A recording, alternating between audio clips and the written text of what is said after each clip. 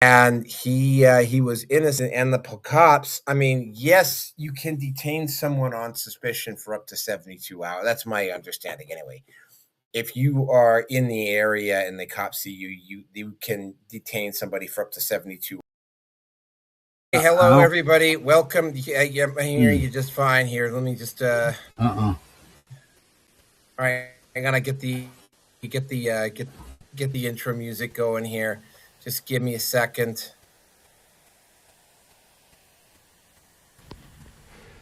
Hi, this is Naroki5. I am going to be doing this until I die or I find something better to do.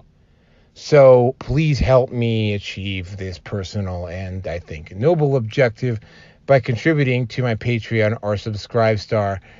Link is down below. Every little bit helps. Thank you very much.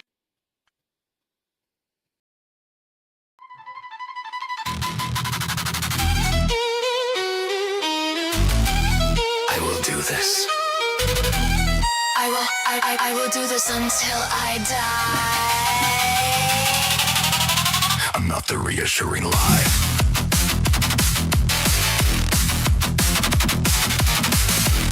There's nothing wrong. There's nothing. There is nothing wrong with your internet. Do not attempt to adjust your monitor. Monitor. Remain seated. Remain attentive. This proceeding is now in session. Transmission.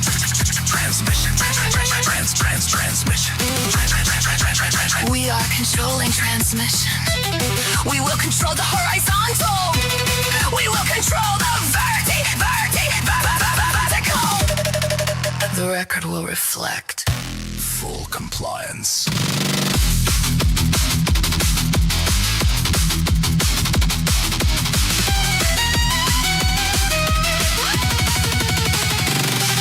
The red pill nation rises with measured breath, script in hand, ink like depth. Line by line, the weight increased. Words don't end, they multiply beneath. I will do this. I will do this until I die. I'm not the reassuring lie. We can change the focus. We can change the focus to a soft blur, or sharpen it to crystal clarity. But clarity cuts, and the blur conceals. The blur conceals.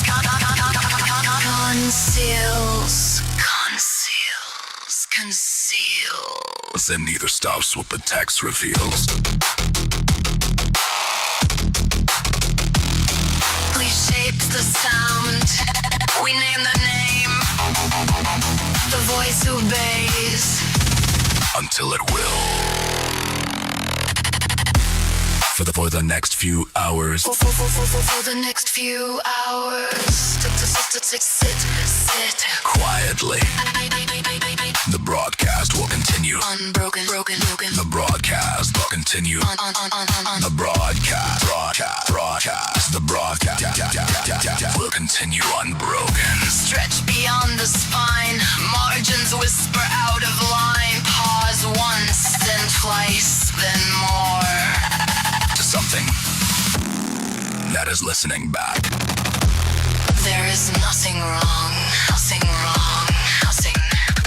We are controlling transmission.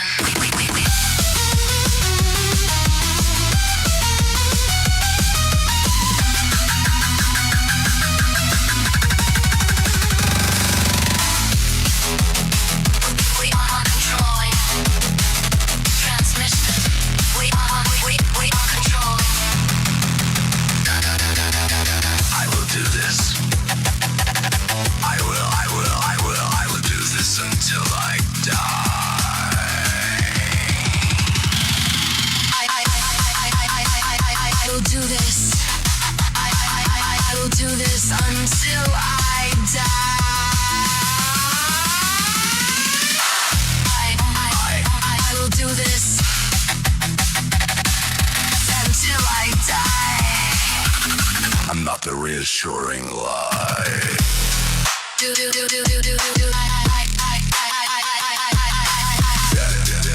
There's nothing, there is nothing wrong.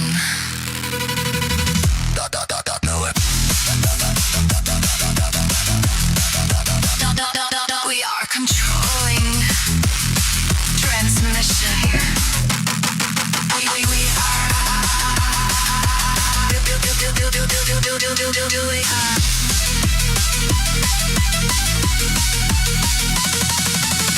I will do this.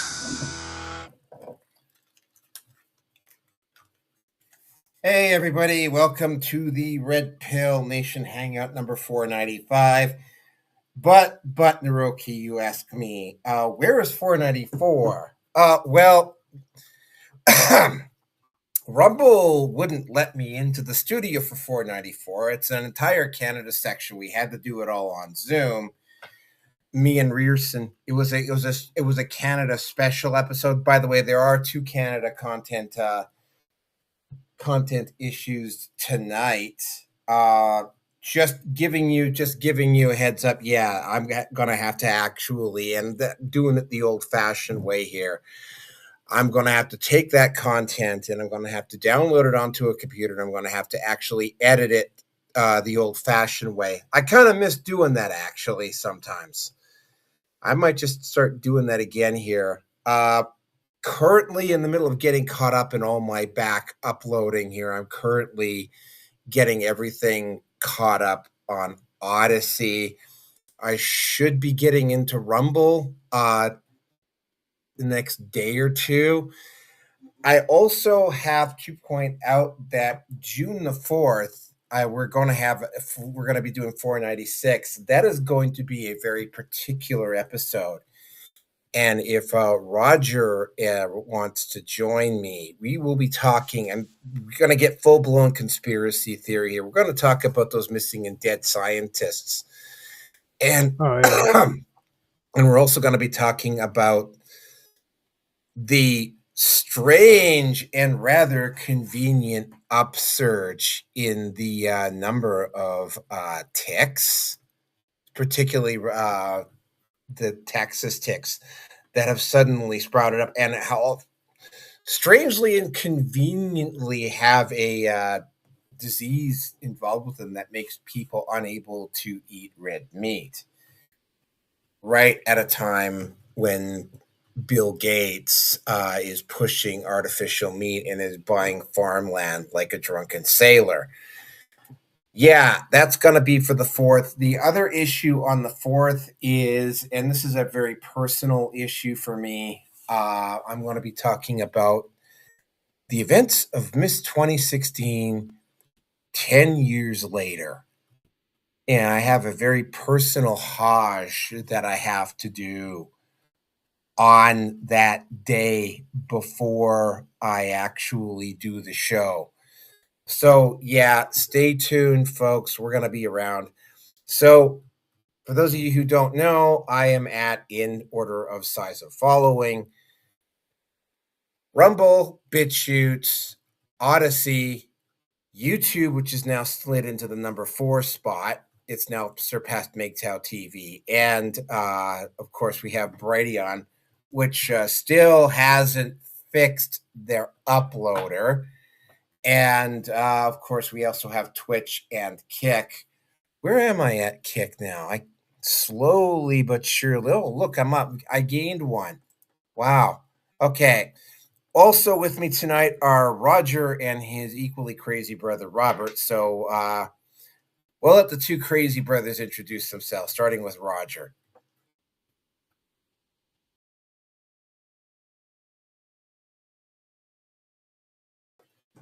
Roger. Yeah, sorry about that. I had to step away and grab coffee.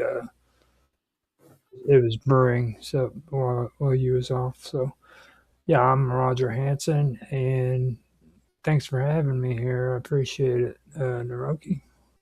All right, and of course we also have Robert Hanson.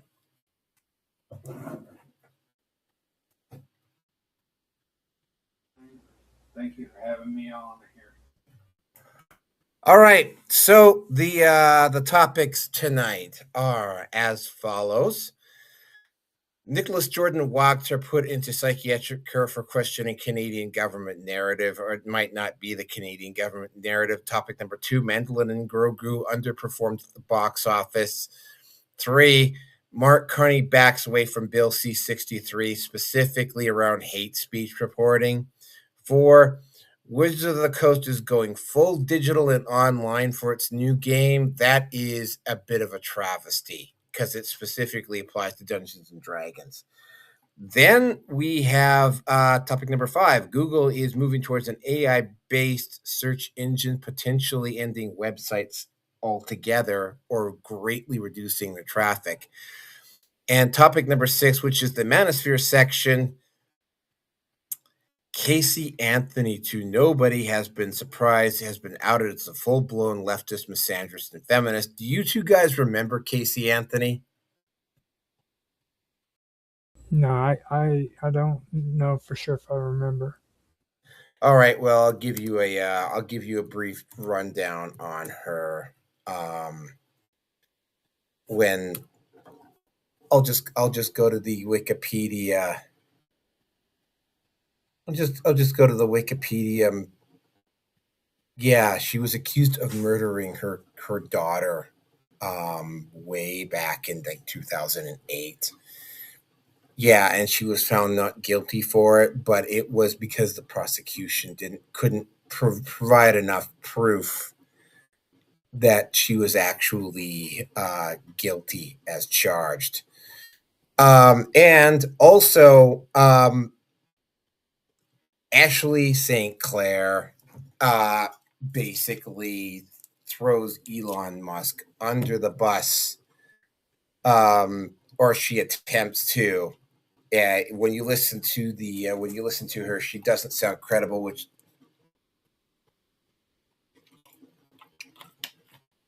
she may not be anymore. But anyway, yeah, I got a video for that. Well, actually, I have a video for both of them. So anyway, places otherwise that I am at, I am at Facebook, Minds, Gab, MeWe, Getter, and that's about it for now. I'm going to have to actually get back to posting stuff up at those sites. Some other site news.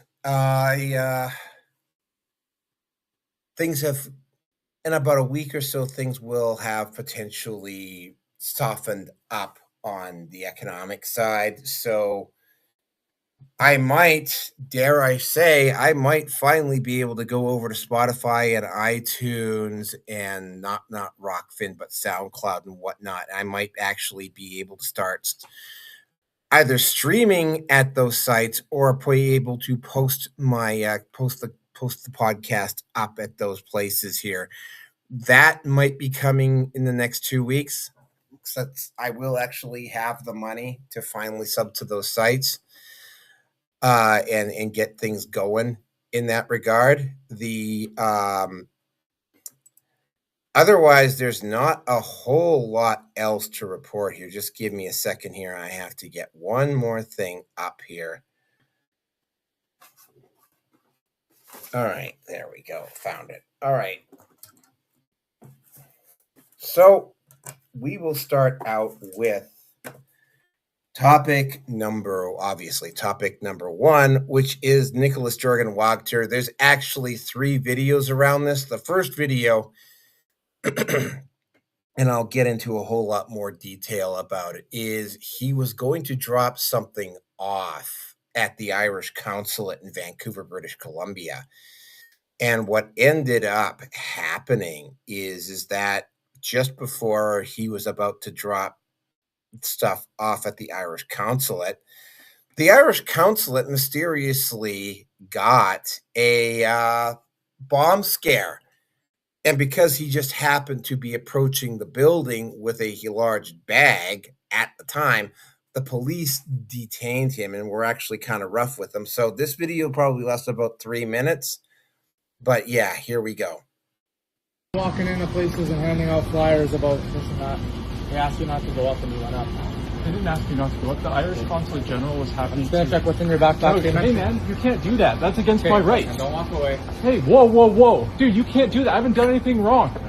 What have I done wrong? Dude, I haven't done anything. You can't search me. That's my right. That's my right as a Chill out, listen, chill out. Well then We're why just are you gonna have a chat. Okay. Relax. Okay. Am I under Relax. arrest? Yes, you are. You're being detained. I'm being Yes. I am? Yes. For you what? are. I'll explain everything. No, Stop just please tell me what I'm being detained or arrested for. Okay. They said that you might have a bomb with you. Okay. I don't have a bomb with me. Well, that's what we're checking right now. Okay? You're not Relax. allowed to. Whoa, whoa, Relax. whoa! Hey!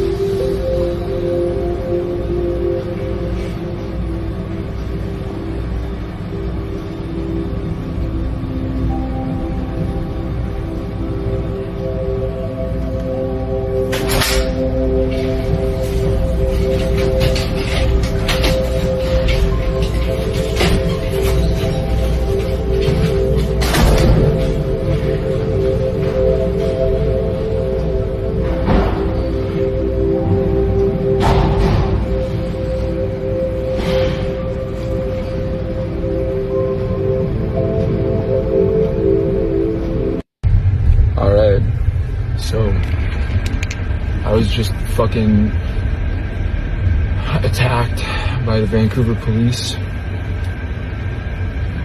I was put on the ground, I was not resisting arrest, and was repeatedly hit in the head and my face shoved on the ground.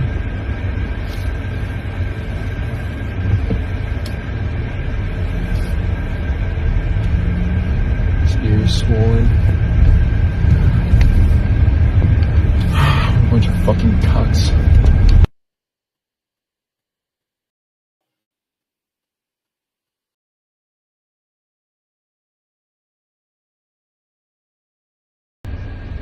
That police officer needs to be fired. That police officer needs to be punished. There need to be real sentences, like criminal sentences, for assaulting somebody who is not resisting arrest. Thankfully, I'm fine. I'm going to keep going. I'm not shook. To all the other police officers who are good, I'm trying my best to defend you guys. I'm trying my best, but police officers, pieces of fucking garbage like that are making it real hard. Okay, I'm also going to point something out here.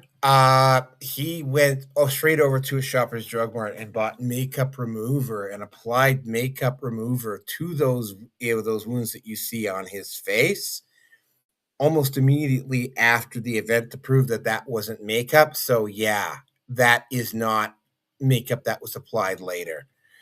All right, so the next one, and this one is really interesting. I'll get into more detail once we finish looking at them. Okay, so the Nicholas Jordan Wagter story is taking the internet by storm, so tonight we'll do part 2. The last video we shared, which was the original video of Nicholas being detained and certified under the Mental Health Act, the police officer discusses a altercation or an interaction with a psychiatrist at a coffee shop. And here's that video. Socials, but I'd actually read pamphlets. I heard you're having like a meet and greet here today. That's why. Yeah, where did you get a flyer? Abbotsford, that's where I was told about. You were there like a couple days ago, I think. Yeah. Is that okay to sit? Sure. So I'm actually a nurse, work nearby at the hospital, but I figured I'd just come over because I'd seen the pamphlets, and I don't think I'm smart enough to understand them. All right, you guys can take this and get the fuck away from me. It's kind of worrisome. No, I already know what you're doing. Yeah. You guys can take whatever you're doing, your little act, and you guys can please leave. So Nicholas, I'm asking you politely. I'm a physician. Okay, so I'm gonna And leave. one of the things you Because wanna what I'm do gonna tell you is that what you're doing right now is illegal. How is it illegal? What is it? It's an ambush is what you're doing. It's a mental health assessment, and we need to know what's going on with you. Yeah? Socials, but I'd actually. Can you read here? What do we got going on here? Huh? You guys all doing something? Interesting. Angry here?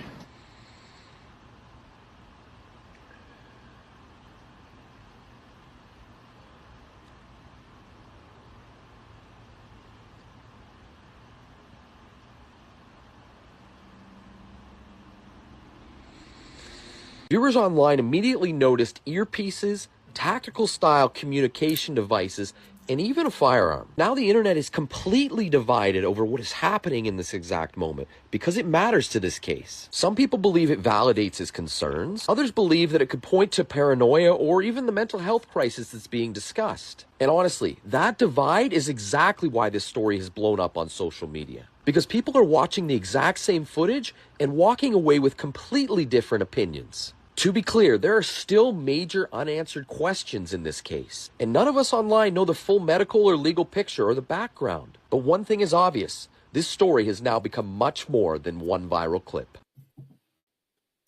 All right, and then of course he got detained. He was only held. Well, okay, I'll explain it all when I'm done. Yeah. Okay. And this is Dr. Emery. He's a resident psychiatrist, senior resident. He's on a rotation with the CAR 87. We're part of a program that includes Vancouver Coastal Health and the Vancouver Police. Okay? And what we do is we go to people when there's different reasons that come up. Every case is a little different, and we go to people to see them where they are, especially if there's been issues with trying to find them and talk to them. So in your case, I think you were certified under the Mental Health Act just, I don't know how long ago, but like maybe 3 weeks ago or 4 weeks ago. Were you aware of that? Dr. Taylor saw you in a cafe. She didn't certify you. I think you filmed part of it. And then she spoke with your family, got some more information, and you know, you're gonna have to turn that off. So just one sec. What the officer just told me is that you know, you and I can set up a meeting and we can chat then. So why don't we do that? Okay. Yeah. I'm not turning the camera off. I have a legal right to keep the camera on. If you don't want to make the appointment now, we can do it at another time. But you know, that's what the officer just asked that we do. So why don't we do that? So I'm going to certify you under the Mental Health Act. We're going to bring you to hospital, do testing on you, and you're going to talk to a psychiatrist in a controlled environment because we don't believe that you're going to attend an appointment. You've been. I won't attend. I've never been given a chance to attend an appointment. So he's certified. He's certified. Yeah. I've never been given a chance to attend an appointment. Okay. What is going on? I was never given a psych eval or nothing. He just looked at me and said, "You're certified." Yeah. Okay. So I don't know why, but it's up to the doctor. So if you. But no, he didn't even give me an eval. He just looked at me and said, "I'm certified, man." I get that. Please consider what you're doing, and please think about the fact that I'm more than happy to come in for an appointment. I'm happy to go through and do everything properly. Okay. I've been completely compliant with everything. Yes, you've been really good with me, Nicholas. But listen. That's his call, and unfortunately, we can't go back on that. He hasn't talked to me. Get checked out by a doctor. You're interacting with me at a very regular. Okay, so what is this about? I got into a lot more of this on 494, but I'm going to get into a little bit more of it here because he has been released. Now, video number one, like I said, he has been dropping off information at various council generals in the greater Vancouver area. Most of these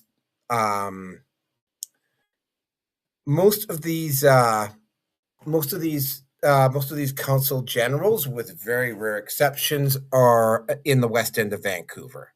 Right, because that's basically downtown Vancouver.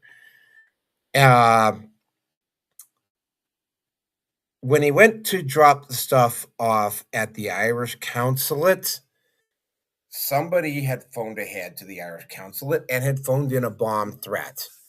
When he showed up there with a rather large duffel bag, it caused a lot of suspicion, and because it caused a lot of suspicion, the police chased him down. I won't say he was. I'm gonna give the police just a little bit of slack here, and I'm going to suggest that maybe Wagner was maybe a little bit uncooperative. thing was, though, is that Wagner had not actually committed any crimes at that point, and he was innocent. And the cops, I mean, yes, you can detain someone on suspicion for up to 72 hours. That's my understanding, anyway. If you are in the area and the cops see you, you can detain somebody for up to 72 hours. He put out a PDF on the internet, and he says that he graduated with honors from Western University, earning an honorable specialization in medical biophysics.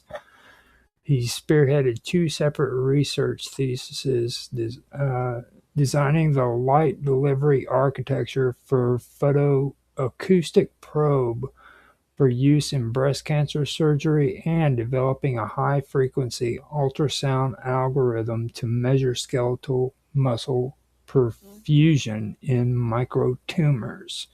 And then he said these projects encompass both software and hardware, applying advanced mathematics, physics, and signal processing techniques. Yeah, in short, he's very educated and Right. pretty smart. Yeah, but that's my point. And to me, okay, if you want to take the program, all that, and put it in your pocket for someone else that wants to take the pocket of that stuff, the materials, because when you have it copywritten, you know, okay, and whoever manufactures the technology will be the one in control of the technology. If he's being put away mentally or in prison, who's in charge of that stuff? Okay. Well, yeah, this isn't a technology thing, though. He had flyers. He was flyers that he was distributing and information he was distributing. Yeah. To consulates. It wasn't his research. This was his. This was his information on how the CCP, the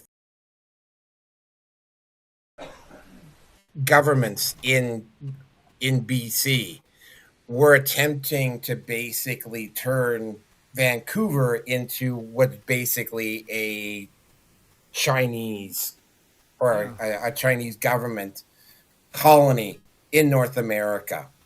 Yeah, but by doing that, by getting rid of him, okay, and creating more of a bigger problem, it just seems odd too that supposed psychiatrist woman, okay, it just seems a little peculiar. She's on the spot, okay, with all the law enforcement as well too. Cause why is it that all that was there strictly for him, okay? If what made him, okay, for all that to be popping up at that point in time, it just seems a little peculiar, a little too much of all that stuff there at that point in time on that day. There's just no way. Only time when you see that much law enforcement and all that, it's where a big old sting is coming down on someone. Yeah, exactly. And there's just no way that this guy, okay, unless he did something before time, okay, and during before that month, who knows whatever he was doing, or whoever he knows did say or whatever to alert the wrong things, and for if he noticed it himself about, because here's the thing, it affects his business too.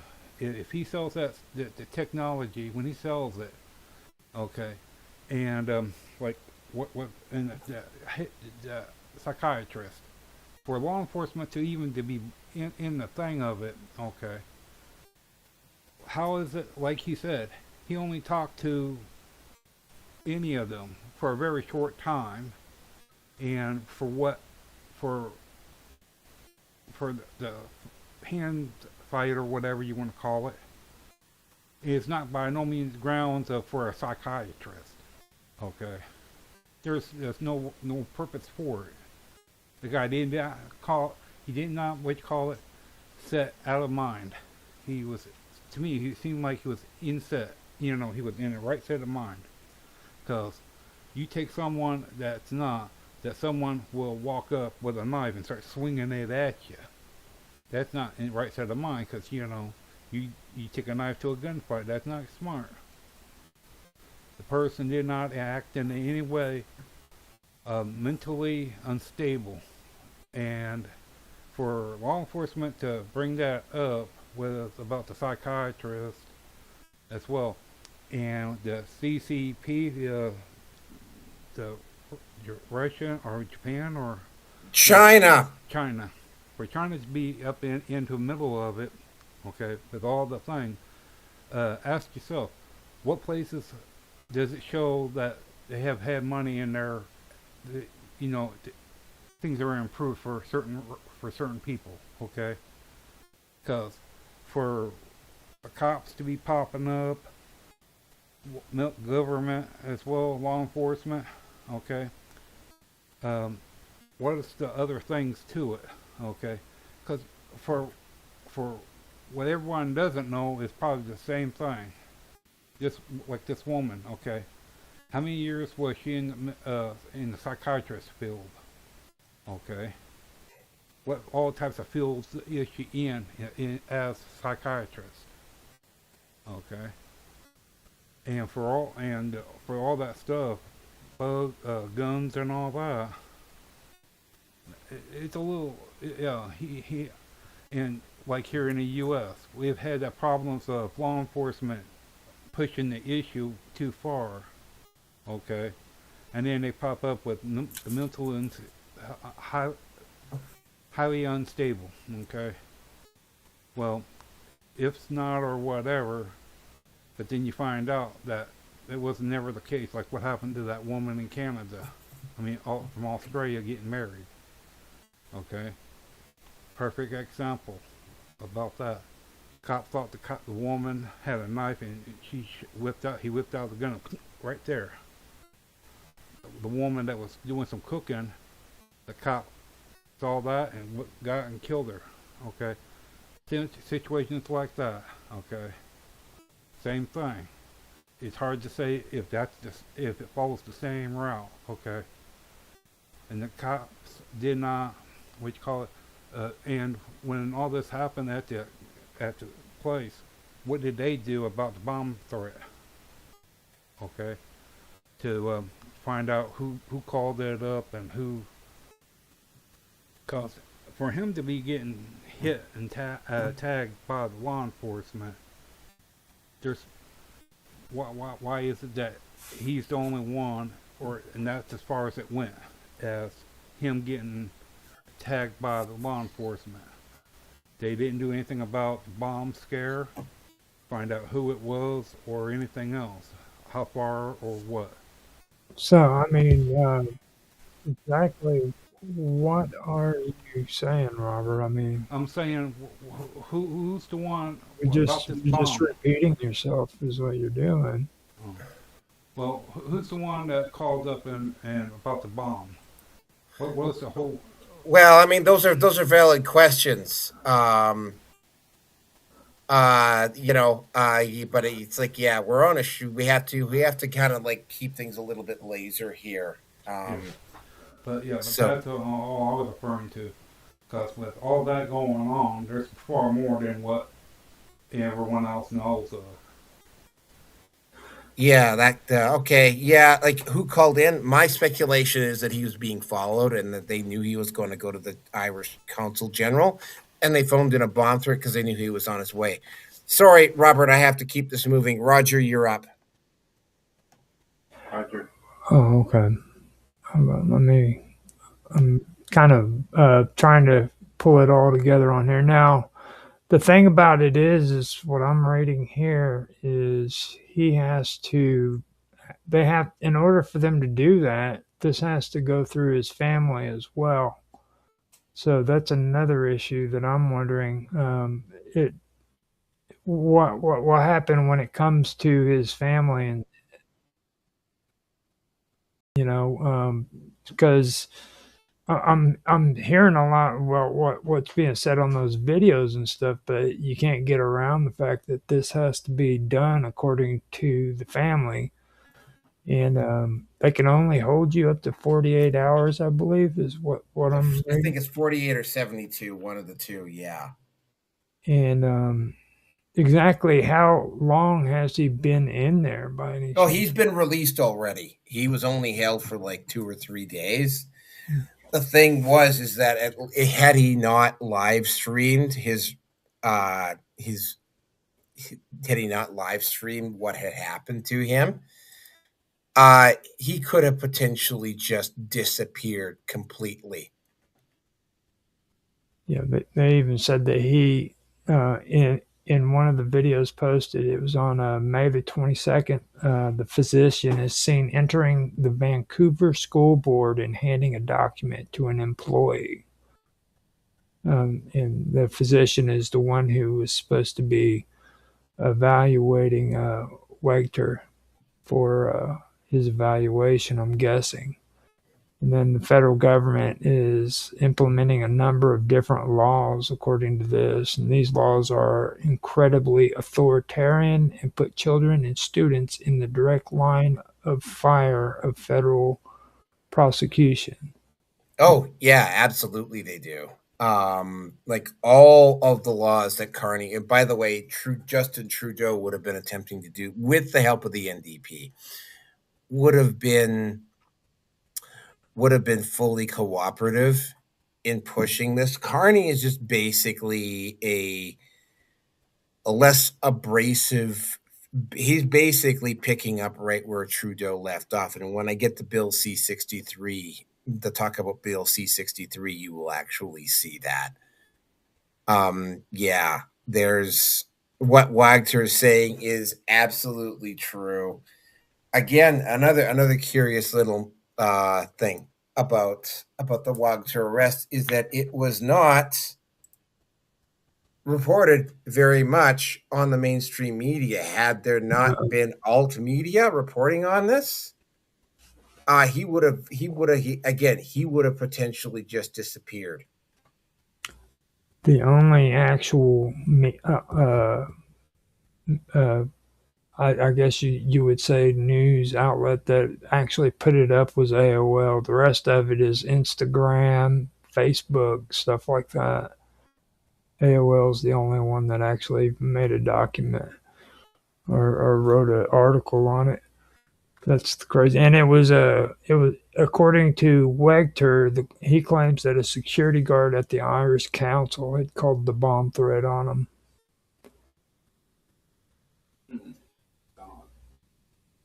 And on the physicist Instagram page, it also contained a link to a Google Doc file titled China Vancouver Attempt, which is interesting. Yep. So he must have been doing something to piss somebody off. I do have to say that much. Whatever's going on, freaking he better pray to God and hope the hell they don't put him away forever, because this does sound pretty suspicious. Okay, that's all I got. Yep. All right. So hold on a second here. Yeah, we're gonna go into transition music, and then we're gonna get into then we're gonna get into the next topic. Just remember, folks, we are on a bit of a timeline here, so yeah, we need to keep things as laser as humanly possible. All right. So the first is again, it's gonna be filaments. But hold on a second. No, I will bring up this one here, Six Wings Below. Yeah, you got about 5 minutes before we transition to the next topic. So yeah, we're on break.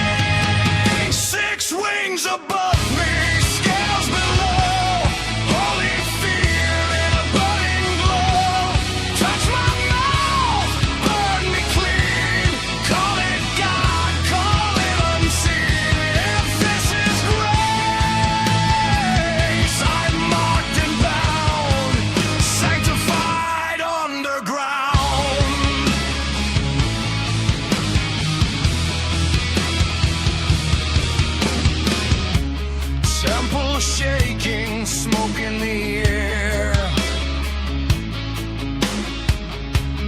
Covered faces, nobody cares.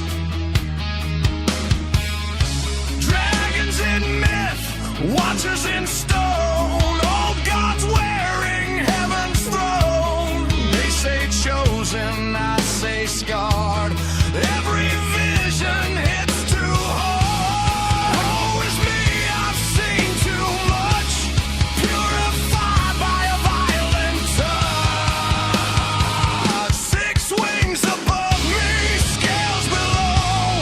Truth injected, forced to know. Holy words cut like knives, burned alive to stay alive. If this is one, why does it wound? Sanctified too soon.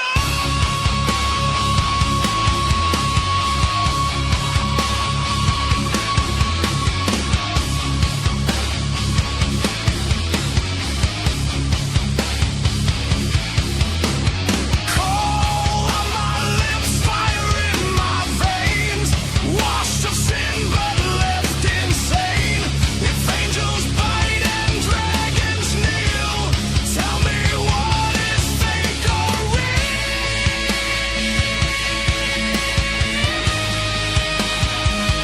6 wings above me, scales below.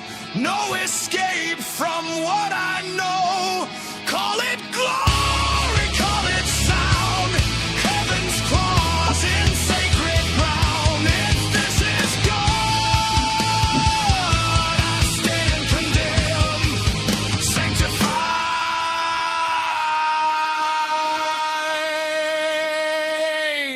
never end.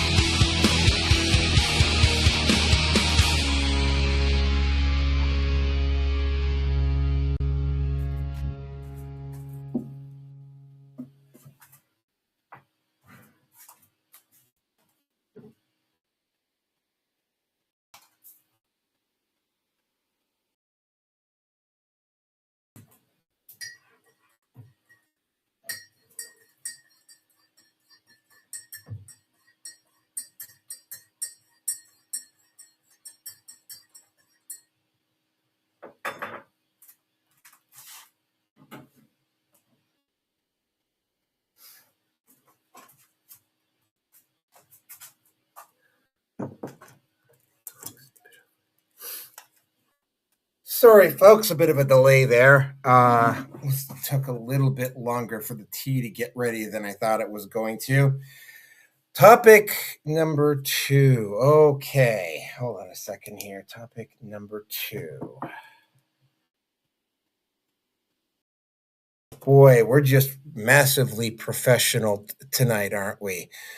Okay, yeah, Mandalorian Grogu. Yes, I do have a video for this one. Should be a rather interesting watch. So yeah, let's just have a look at that here. Just give me a second. Let me find it here. Yep, there it is. I'm using this particular person as a source quite frequently, a couple of times tonight, but this is the first time. Disney's latest Star Wars movie is getting humiliated at the box office, and this time, the excuse machine is going to have to work overtime. The Mandalorian and Grogu opened below expectations, then collapsed 70% in its second weekend, falling to about $25 million from Friday to Sunday. For a normal movie, that would be rough. For Star Wars, it's a flashing red warning light on the Death Star. The embarrassing part is who beat it. Backrooms, a $10 million horror movie from 20-year-old YouTuber Kate Parsons, it opened with about $81 million. Obsession, directed by 26-year-old Curry Barker, reportedly cost around $750,000 and still made about $26 million over the weekend. So yes, 2 low-budget horror movies from internet creators just outgrossed a Disney Star Wars film that reportedly cost around $175 million to produce, with total production and marketing costs possibly around $300 million. That's not a bad weekend. That's public humiliation. Disney spent years acting like the Star Wars logo could drag anything across the finish line. Then came the sequel trilogy mess, the endless streaming sludge, the character assassinations, the mystery boxes with no payoff, and the lectures fans never asked for. The company took a franchise built on Luke, Leia, Han, Vader, myth, courage, sacrifice, and adventure, then somehow made it feel like homework with lightsabers. Teenagers today do not worship Star Wars the way older generations did, because Disney never gave them a reason to. Nostalgia can get parents into a theater once, but it cannot make kids care about characters they barely remember 5 minutes after leaving. Disney wanted a content pipeline, and fans wanted great stories. Now YouTubers with tiny budgets are beating Lucasfilm in theaters, and the message here is brutal. The audience did not abandon Star Wars overnight. Disney trained them to stop caring. Okay, so hold on a second here. What happened with Mandalorian and Grogu? Okay, yeah, I'm currently looking at the numbers. It's got a surprisingly lax international box office. It is currently sitting at 249 million. So depending on who you talk to, it has made back its production budget. The only problem is that it still has to clear upwards in the neighborhood of about $550 to $600 million, both internationally and domestically, in order for it to be considered a success. Now, I've watched The Mandalorian, and I've seen The Mandalorian, and I've seen the stuff with Grogu, and it's not looking pretty. So yeah, I'm looking at the actual full numbers. It did underperform in its first week. It hasn't been pulled from theaters yet. However, it should be duly noted that its gross is yesterday was just $2 million. Completely, was internationally and domestically. It had a kind of a decent run on its first day. It made most of its budget back, so it's not going to be like an epic, massive tank, say take for instance Solo was, but it is not gonna make money.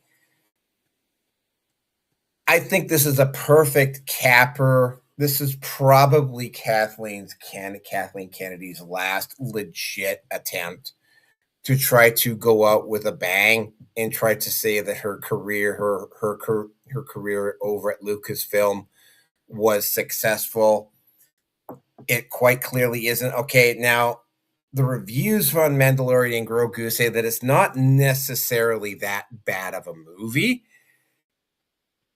However, when you take a look at some of the stuff, in particular, the Acolyte, the Acolyte, for instance, did such horrendous damage to the Lucasfilm brand that it will take, and this is speculation, that it would take a full decade for Star Wars to get any of its fan base back.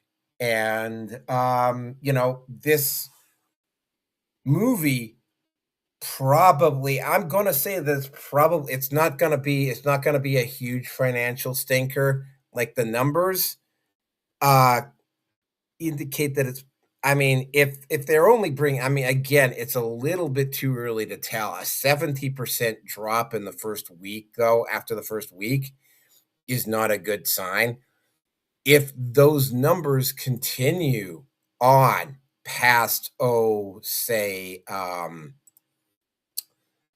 continue into next week, then The Mandalorian is going to be an absolute disaster.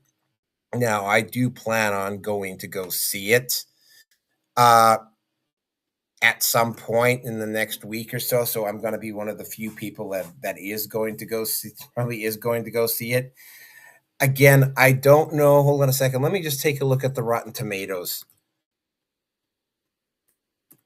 Rotten Tomatoes, Mandalorian Grogu. Let me just take a look at that. Hold on a second here. All right, let's just take a look at the reviews here, when you're doing the reviews for a show, you look at the fan rating, not the critic rating.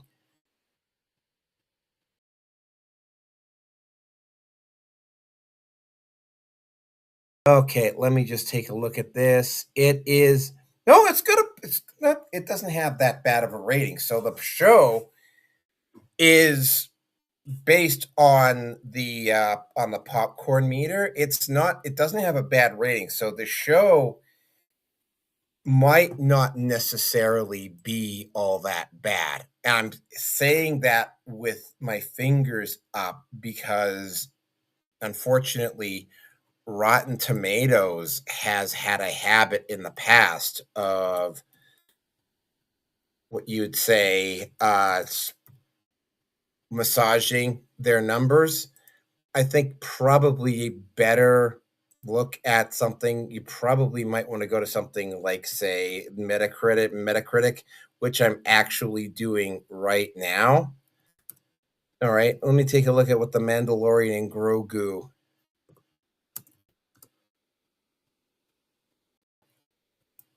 is doing on Metacritic. That will probably give you a much better. Okay. Critics don't necessarily like it, but it's got a 6.3, so it's not bad, but it's not good either. It's not the smash it out of the park hit, though, that Lucasfilm required for it to at least, since this was probably Kathleen Kennedy's swan song, for Kathleen Kennedy to basically ride out on a wave of victory. That's not gonna happen. And again, right, if it continues to have, for instance, if it only breaks in, like, say, 30 or 40 million over say the next few weeks, and then it drops down even further than that the following week, because it's about a 40% drop week to week. It averages out to about 40%. So yeah, Mandalorian Grogu will be a major disaster.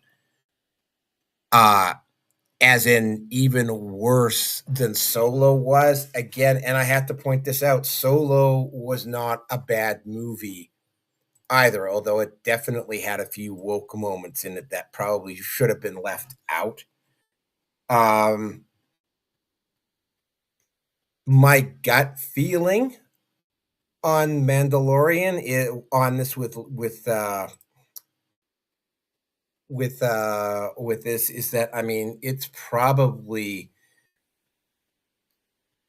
Disney is gonna have to make some very, very hard choices here when it comes to The Mandalorian and when it comes to Lucasfilm, because unlike for instance, what happened with because the MCU has kind of been able to turn things around a little bit.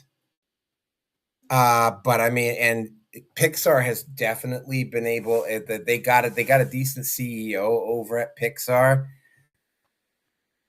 and so they're doing better at Pixar than they were at than they are. But I mean, yeah, Lucasfilm has just not been able to turn the corner here. Mandalorian, yeah, because the international box office isn't saving it like it does with a lot of other shows. Yeah, if it rolls in with somewhere between 3 and 350, that is going to be an absolute epic disaster. And I have a bad feeling that is exactly what's going to happen. Again, based upon the halfway score between Rotten Tomatoes and Metacritic, it kind of suggests that the show is decent, but it again, right? It's not the knock it out of the park hit that they wanted it to be. And again, you know, maybe this will not only, since Kathleen Kennedy is gone, maybe this will also get rid of Dave Filoni, because this is Dave Filoni's shot at trying to prove that he was able to do something different than what Kathleen Kennedy was done. And it doesn't look like he's done it. And with that, I'm going to turn it over to Robert. Okay. Well, my thing of it is, with this movie and all that, the cost and all that is up high, but how do you think it's going to react to where when Walt Disney is doing the AI programming to make movies? Okay, how's that? You see they're going to would they use AI to make another one of these movies all through AI? And how much they got a bargain with the people that on TV shows and movies, that they get a percentage of how much it costs. Well, they get paid for the likeness of them to be getting paid. But if they can make movies like a few $100,000, why would people get? How much would they get paid? Movie industry people get paid for it, like TV shows. And how is that going to work in Canada? From the people that works from Canada works here in the U.S. How's that going to work with them on that? And how's it in other places around the world, where when people come to here to try to get into the movie industry, how's that going to work on that part there?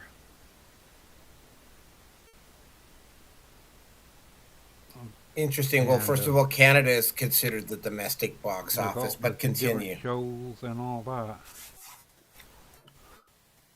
How much would they still be charging the price what they do to go see the movies?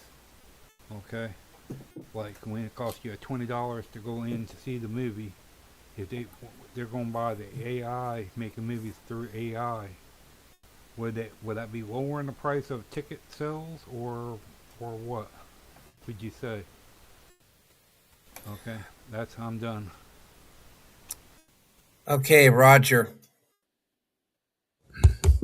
Well, I mean, from what I've taken from the whole thing when it comes to the movie is, I mean, I'm hearing a lot of the critics basically kiss ass is all I'm saying. It's just a lot of them are trying to say that the audiences are just ignoring the pacing complaints and shit, and that they appreciate the heavy use of animatronics. Animatronics. But the truth is like if you go on the internet and you start scrolling down at the comments and shit when they start putting the video trailers out, you'll get more of an idea of what's going on. Like it's really big letdown to a lot of the fans because all they're saying over and over again is this seems like they're just like stitching together freaking bits and pieces of the episodes from the TV series to make a freaking movie out of it. You know what I mean? And it's just uh, they do admit that the graphics and everything are all right and stuff, but that's it. Um, it's actually you'll get more is what I'm saying from just going in and checking out the comments that are being made about it rather than like I know I've pulled a lot of comments off of Reddit, but Rotten Tomatoes and all them they're just kissing ass basically. This was a really bad upset for. Yeah, yeah. The rating for Rotten Tomatoes, like I said, Rotten Tomatoes has been noted for massaging their numbers. That's why you always look at the numbers from Metacritic, which is a lot more honest. The numbers on Metacritic have it at about a 6.3, whereas the numbers at Rotten Tomatoes have it at 88%, which is not a massive disparity, but a fairly big one. Mm-hmm. It's pretty bad, and like if you average it out, it comes out to be an okay movie. But again, right, like you're saying, the reviews ahead of time were not particularly flattering for the Mandalorian and Grogu. Well, I mean, everybody likes the idea of seeing Yoda jumping around and doing a lot of cool stuff. You know what I mean? Because he actually was one of the strongest, more powerful freaking of the Jedi.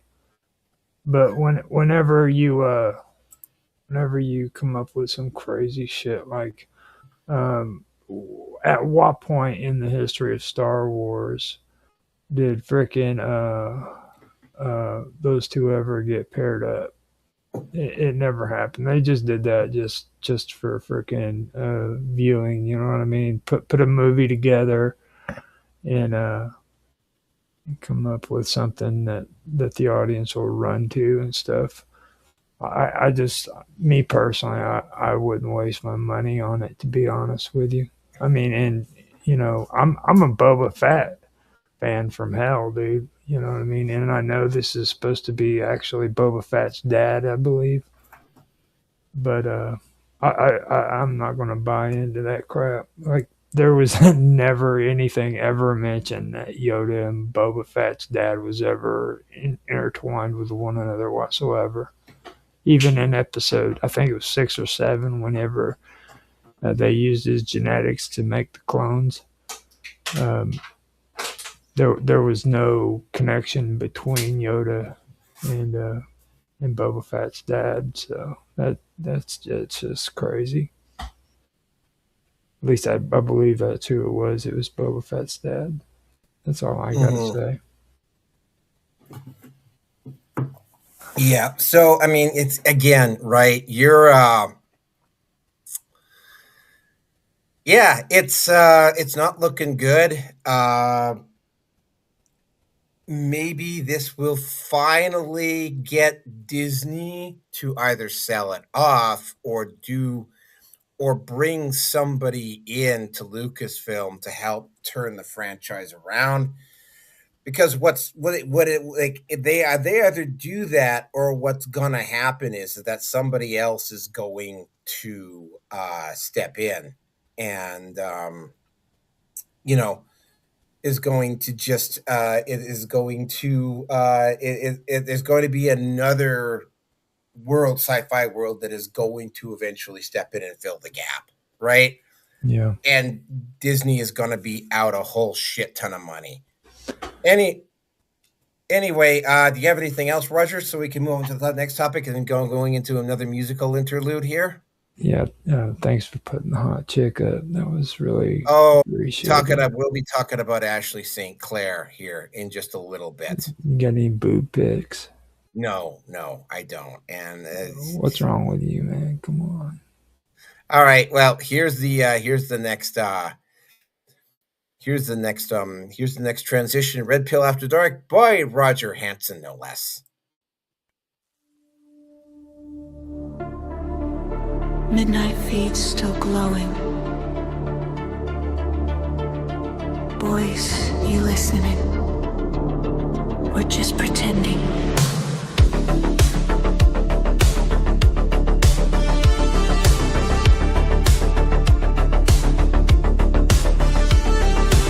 Petitions rising in the frozen west. Cold fire under Alberta's chest. Maps don't move, but the people do. Power hums when the silence breaks through. Minneapolis burning around the edges. Not the players, just the ones near the ledges. Warnings whisper through polished teeth. Order talks when chaos breathes. Screens light up, the story bends. Truth wears makeup, depends who's friend. Welcome to the hangout, baby, stay awake. Every headline's wearing lipstick and fake. I purr the news like the slow draw sin. Lean in close, let the signal sink in. Red Pill Nation after dawn. I don't scream, I leave a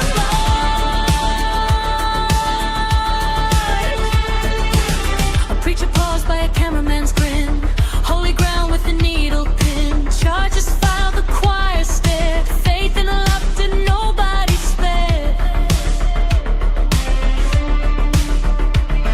Stereotypes switching outfits again. Watch conviction fold into trend. Say it's growth, say it's brave. Funny how fast belief behaves. I don't judge, I just watch it fall. Patterns repeat like a late night call. Welcome to the hangout, sugar, take a seat.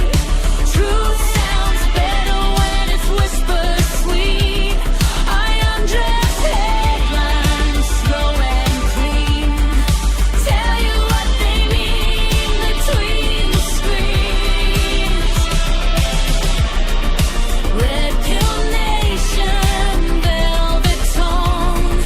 I don't fight, I let it be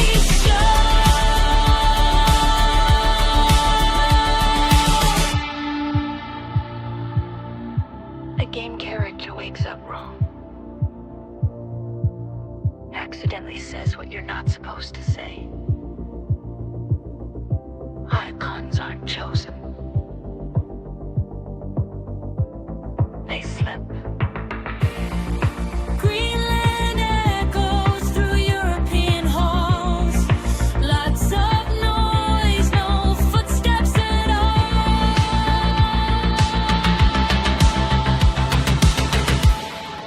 Welcome to the hangout, boys, behave.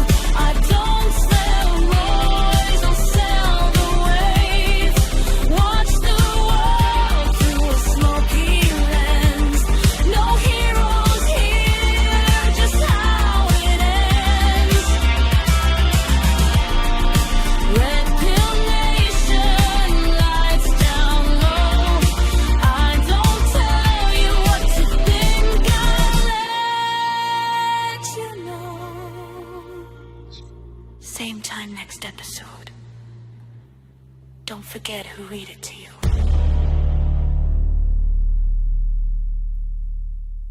Okay, topic number 3. I have a video for this one that explains what Bill C-63 is. And then we'll get into the topic here. Let me just find it here. Yeah, there it is. It's about 1 minute and 42 seconds long. Mark Carney has confirmed that if re-elected, the Liberals will reintroduce Bill C-63, the Online Harms Act. The legislation would hand unelected bureaucrats the power to fine Canadians up to $50,000 for speech deemed offensive. So is Bill C-63 the greatest threat to free speech in Canadian history? If something like this passes, it is very bad for Canadians. You can be fined up to $50,000 for hate speech. What's interesting about this, though, is it would be done by a Liberal-appointed tribunal. And so no jury, no appeal, just appointed political ideologues, basically playing judge, jury, and executioner. Let's look at how hate speech gets treated in the UK, because 30 people a day get arrested in the UK for social media posts. But you've alleged to say, speak English. What was that effect? Speak clearly. Speak clearly. No, the gentleman's passed on the desk. Yeah, he can speak clearly. Yeah. So I couldn't even hear him. No, and that's fine, and that's why we've just come to speak, because potentially someone could perceive that as a hate crime. Why am I in cuffs? Because there's something he shared, then I shared. Because someone has been caused, obviously, anxiety based upon your social media page. So I'm actually being arrested. You're going to be arrested, okay? Right. Take that to the police station. Right. Okay, this is in relation to some comments that you've made on a Facebook page. If a police officer showed up at my door and started trying to arrest me like that for something I've said on social media, I'd have a real hard time not being like, all right, I'm going to say some hateful shit right now. You think that was bad? Yeah.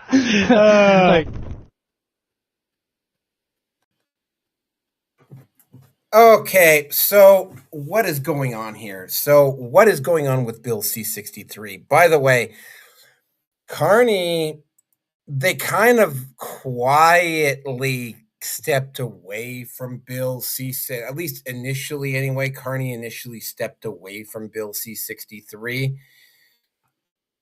because he knew this was going, and in particular now when he started looking at Alberta, when it was looking like Alberta separation was going to be a legitimate thing, that, it was going to not go particularly well for him.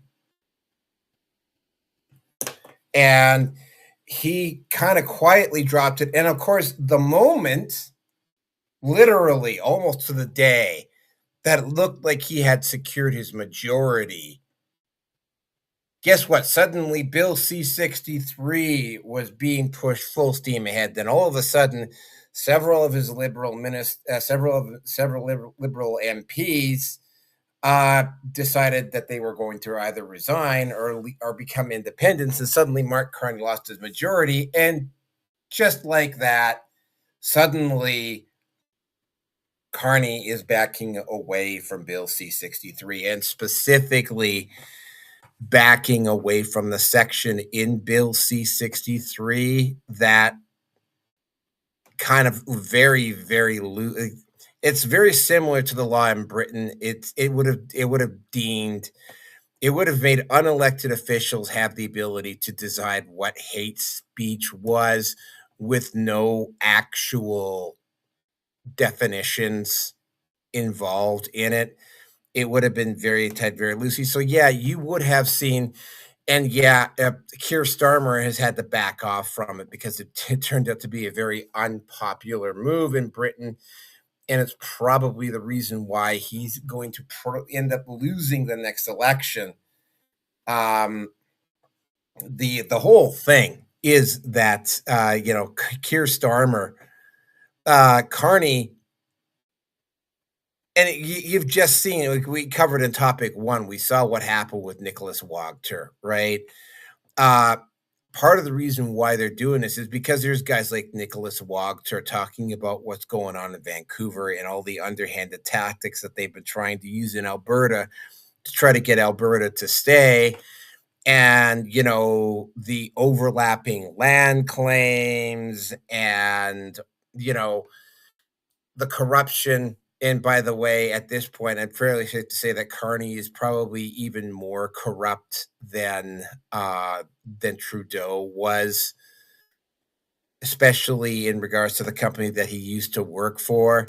And it's, all of a sudden, the liberal government is suddenly, oh yeah, that section about hate speech in section 2. Yeah, we're just going to just like we're going to talk about that now. Now that of course he no longer has the majority and he cannot use, because a lot of the bills that Carney was allegedly supposed to be brought in to turn the economy around. Most of the bills that Carney has introduced haven't been about the economy, though. They've been about increasing state control.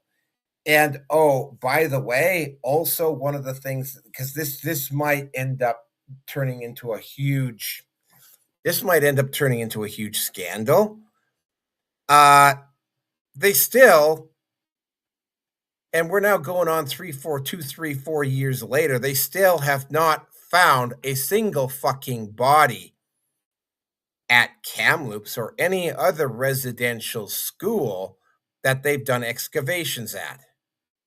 They keep making the claim, or at least, well, Kamloops has quietly backed away from it.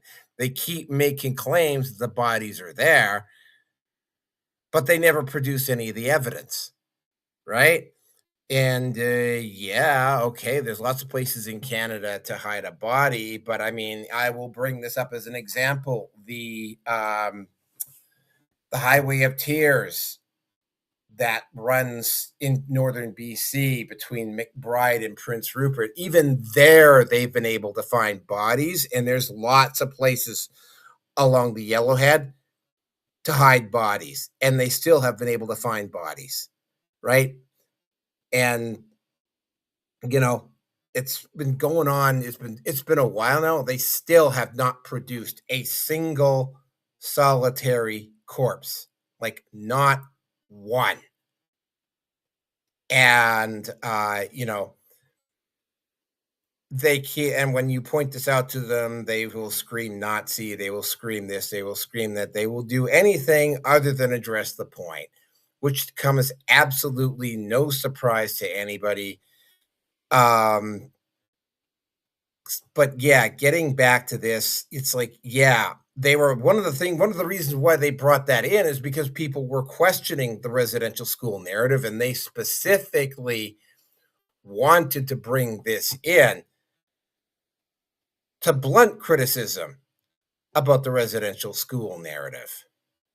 Oh, and as an aside, and I might add this in on the next show, I'm not sure, California has literally brought, it's not going to hold up to a legal challenge, but this is an example of what you're dealing with everywhere in the West right now. Nick Shirley, as we all know, blew the roof off some of the corruption that was going on in the LA area with the charities and whatnot. Rather than do something about it, the House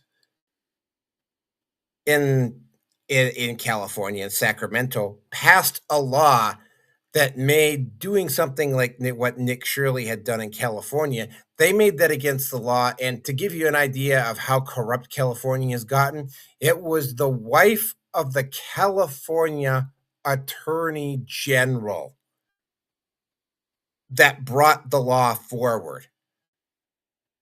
Yeah, I wish I was making that up, but I'm not. And with that, I'm going to turn it over to Robert. Okay, thank you. Well, here's the thing. When for the schools to be talking, in what ways, if you look at what they're talking about, and what's the progress of what they're talking about, and how is it going to benefit them? When you look at the programs, what they're talking about, and the way they got it all lined up, in some way or another, how is it going to benefit them as well in the whole process of it? Because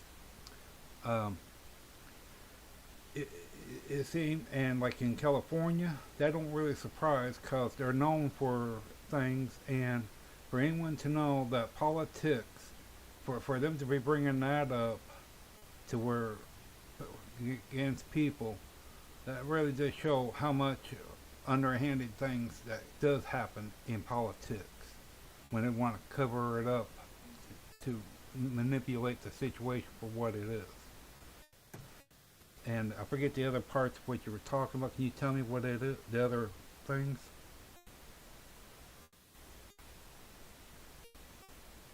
Sorry? What was the other conversation parts that you were the main conversation was what about Canada? I just brought up what is happening down in California as a well, like in Canada, as a parallel to what was going on in Canada with what had with California. Yeah, because I actually might be covering that on 496. Okay, but in Canada, for everything that's going on down there, okay. Oh, yeah, and the thing of it is hate crimes, hate words and all that. The UN went after, forget where, well, you can look it up. They're going after the guy for what they consider hate words. He's more or less, for what he says, is looking for hate crimes, what he talks about. So, who are they to talk to about? In what way are they affiliated with that group there? Because it seems like what they're talking about is the same as what they're doing. They're taking the same thing what the UN is doing to the person that they're going to court over and all that, and trying to make it like Canada does. They believe in the same thing about hate crime for hate words. And when you can be sent to prison for life for hate crimes, or for a lot of that, and the guy that's in charge of it, he was the one that was wanting to set it up to where do the thing what the way the Norway does their money, okay, and they was wanting to where they put money into an account, but what he didn't bother saying is because the other politician says that what he wants is put money into an account for their special programs that they want to start up, not doing the way the Norway did their money situation. 1999, when they first started, and the amount that got as big as it did. They're trying to penalize people in any way, form, or fashion if they can get this go through, and if they did went through, and who would be if there's a wide variety of uses of this law that a lot of people don't even stop and think about. Okay, where does it end and where does it begins? On who says how it gets the full extent of the law of the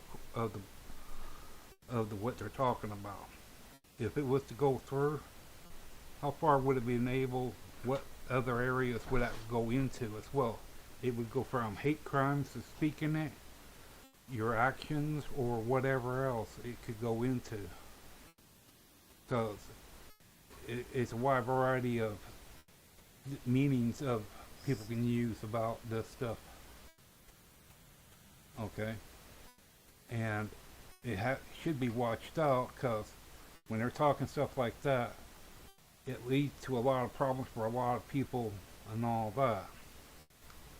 And what you write down on your Facebook account, that's breaking Privacy Act right there, because for law enforcement to go to your home and say they're arresting you because of what you put down on your Facebook account, that's Privacy Act there. How is it that they're able to know what you put down on your Facebook or on any website? And how is it that law enforcement is able to know that? How are they getting warrants to go to Facebook and to look at your accounts? What's on your what's on there? Well, there's another bill that would have given the Canadian government. They literally wanted social media to provide back doors into their site so that they could do that, and most of them said no. Yeah, there's a whole series of bills tied together, but this is the one which would have given basically unelected authorities in Canada that basically do the same thing in Canada that they've been doing in Britain for the past couple of years, which is arrest people on vague accusations of hate speech. And Britain was doing it so much at one point that they had more arrests than the next 3, 4 nations underneath them. And oh, yeah, the other 3 or 4 nations that were directly behind them were all brutal authoritarian regimes. Okay, and would they react to, like, if gypsies was in an area, okay, and if anything arises from gypsies, okay, they get hit, attacked, or words being said about the gypsies, how would they respond to that then if that law was to went into effect? Considering that countries, the way they feel about gypsies, businesses, and all that, how would they consider that? How would that law protect gypsies? I don't know. There's not a lot of gypsies in Canada, so I mean, it's just the idea that, you know, if they want to talk like that, and when people when they get looked upon, treated upon in a whole different way, okay, you don't have to actually say something to make to pass your word across. How, you know, you turn back on someone, you know, or just by saying or however, but they should be making sure that that law, if that law ever did go through, it fits to all brands of different types of people, the way they look, and how the religion and all that, not in the way that they think. When they can get sent to when you can get sent to prison for quite a few years over it, that by a bunch of people that you know ain't much, probably don't have that much good record about themselves. Okay, that's it. All right, Robert, you're up. Sorry, Roger, you're up.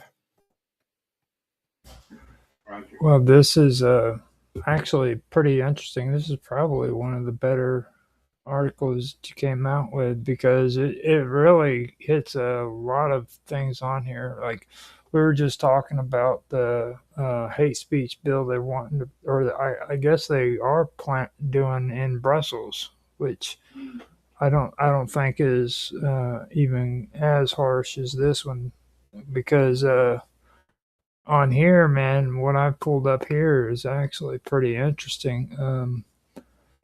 They have the criminal code on here.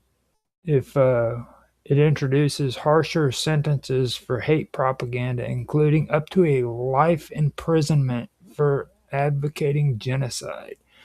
It allows judges to hand down life sentences for any federal offense found to be motivated by hatred. It also creates a new peace bond, allowing people to request restrictions on individuals they fear may commit hate crimes.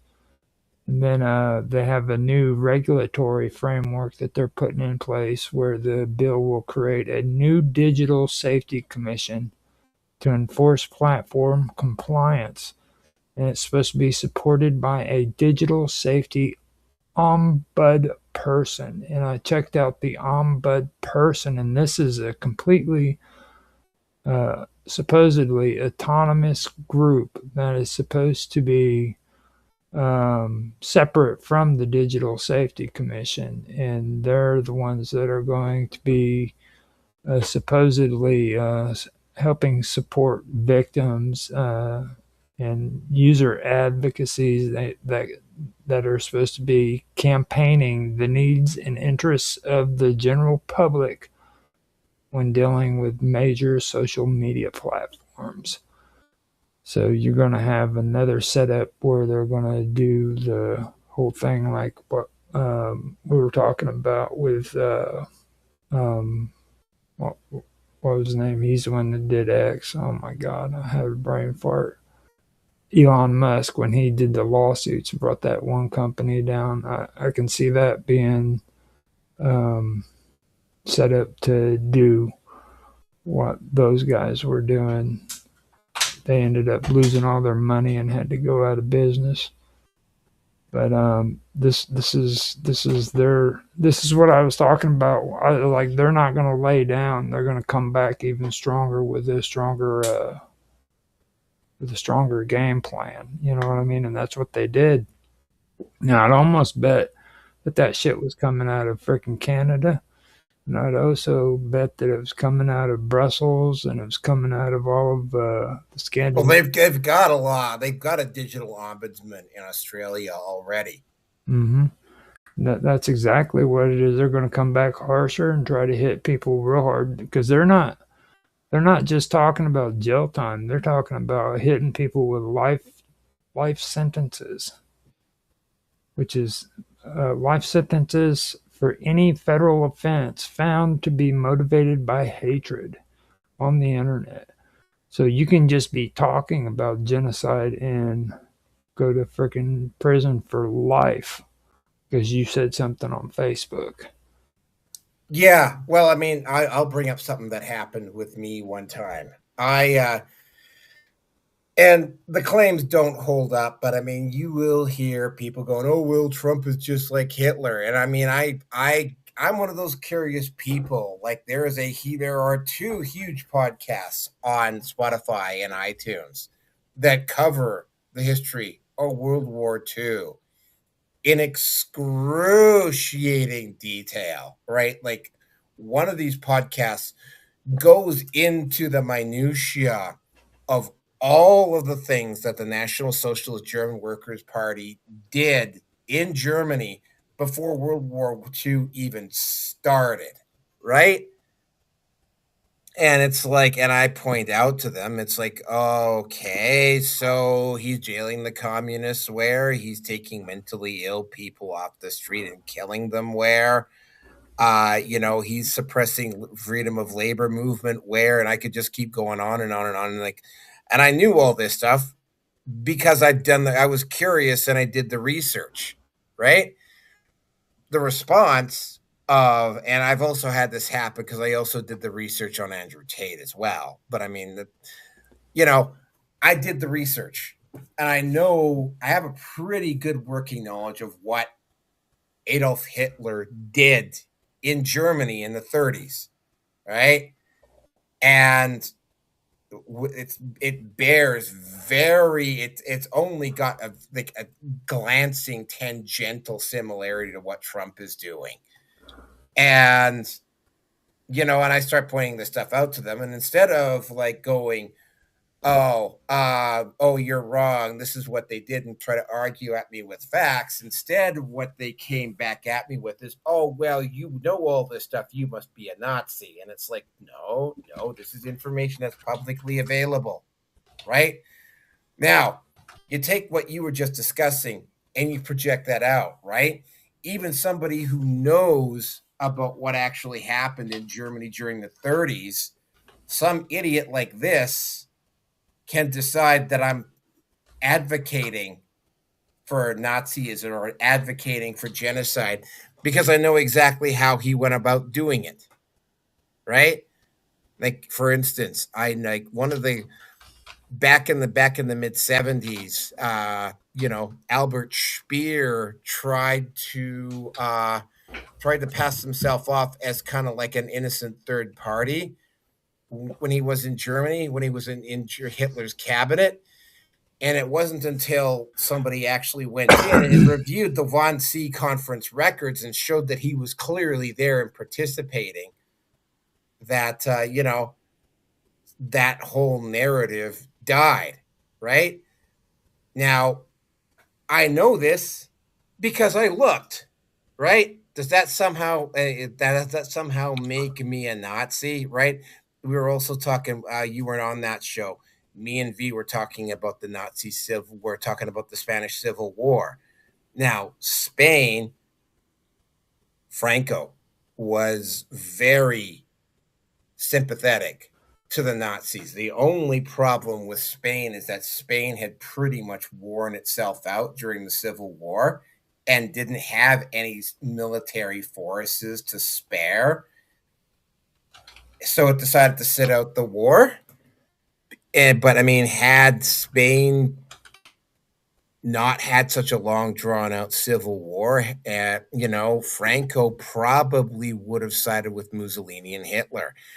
And there was this one idiot on Kick who was like saying, and I was like pointing this out, and like this guy started screaming at me, you're a fucking Nazi. You and Hitler would have had a lot to talk about. And it's like, well, knowing about what Franco was like makes me a Nazi. How? But again, right?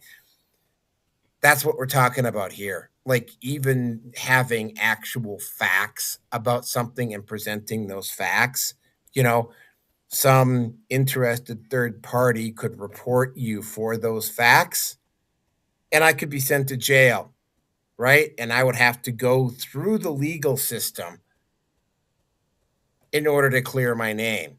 This is weaponization. This is something that they talk about in the Manosphere quite a bit. They talk about weaponization of policy, right? Or processes. In the Manosphere, they call that process as punishment.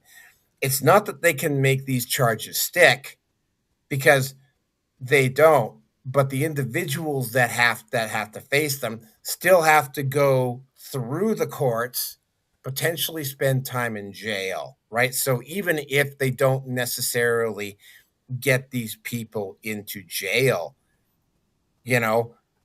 there's a tangential issue, for instance, with Bill C-63, where they can weaponize the process. Yeah, I understand what I'm talking about, Roger. Yeah, I do. I'm unmuted. Yep. Okay, So I want to make sure. Anyway, Roger, do you have anything else to say? Well, when it comes to Trump and everything, like I think it's more with him. It's the rhetoric. He's actually said a lot of things that are scaring people right now. Like and you hear things like him talking about the American first thing. I think that's really what scares people, because Germany had the Deutschland über alles thing, which was the Germany above all slogan. You know what I mean? And he also criticized a lot of the immigrants and stuff like that whenever it came at first, before World War II. And I think that's really a part of the bigger thing with what Trump's doing. Trump is a scapegoater. He's scapegoating, and he's using border patrol and stuff like that. And that's what early Nazi policies did when they were blaming the minorities and immigrants for their economic ruin and their cultural decline and all of that shit. So it kind of opens up a breeding ground for a lot of hatred, So I mean, there is a lot of it, and like today, even like scholars, they're debating on it about a lot of it, but it's more about the rhetoric that's going on, and plus, you can't overlook the freaking deportation and sending them to Guantanamo Bay, and then they're also sending them off to prisons out of the country that aren't even freaking our responsibility. With immigration, we take them to the border, we drop them off, that's it. Yeah, well, again, I'm going to have to be a stick in the mud here. The people that they're sending to those prisons were illegals that had already had outstanding warrants. That's still not how we do that. I mean, immigration, if they had criminal freaking charges against them in a foreign country, that's the foreign country's responsibility. We just get them out of our country. That's it. We don't care what their charges are over there. How many Cuban criminals did we keep in the United States when Castro freaking put them on boats and sent them to Florida? Okay. That's how immigration works. And then they were actually vetted in camps And if they freaking felt that they were like maybe considered a political prisoner, then they kept them here in the United States. And if they were criminals and they were found out, they were sent back. That's how we dealt with it. We didn't send them to freaking a prison. We just sent them back to Cuba, dropped them off, and that's where they were. Um, I'm hearing a lot of people who are nationalists, cling to that, and that's just a load of shit. It's not true. That's not how we do immigration, even if you're for immigration or not. Like the stuff that's going on now is not traditional. It's actually pretty inflaming. When you look at these laws and you see how harsh they're getting, even with this law that we're discussing right now, okay? It's harsh because there's a lot of crazy shit going on right now. We just watched a freaking video where Tommy Robinson was giving freaking speeches to people in England about freaking politics, okay? This guy is known to be freaking a racist white supremacist. He was actually in organizations in England, and he openly admitted that he was a freaking white supremacist. Before that, he started out as a freaking football hooligan who used violence to freaking to provoke violence, or to provoke people in football games over there, soccer here. Yeah, I don't want. We're kind of getting off topic here, but again, I have to point out because I'm seeing a lot more of this, right? The media, the mainstream media in particular, but I mean, for instance, like on Facebook, and I'm just going to say this on Facebook, what has been going on here is that I've had to leave groups because you get anti-white hate assholes coming into the group and posting up deliberate, and it is actual out and out anti-white racism on the site, and they get angry pushback, and the admins don't do any. I mean, I've had to remove on some of the groups that I run on Facebook. I've had to remove individuals. And there's becoming more and more and more of them that keep trying to post this stuff up at groups because they know it's divisive as fuck, right? And it's like, for instance, while I've been doing this show tonight, like there's like on one of the groups that I run, there's an idiot who's on this one group, and he's making this claim that everybody in the group is a bunch of MAGA supporters and a bunch of Nazis. And it's like, well, first of all, man, MAGA, the manosphere is not necessarily MAGA, right? And like, I mean, they if I was going to give them a political affiliation, it would probably be libertarian conservative, right? But they're not MAGA. And I mean, the manosphere is also, it's kind of hard to make a claim that they're all a bunch of white supremacists when in the longest time, 2 of the 3 biggest content creators in the manosphere were black guys, right? Like the most well-known name outside the manosphere is a guy, Andrew Tate, who's half fucking black, right? And it's like, so yeah, like they just like they keep making these claims, and of course it's like, I mean, I'm challenging the guy to back up what he's saying, and of course he won't do it, right?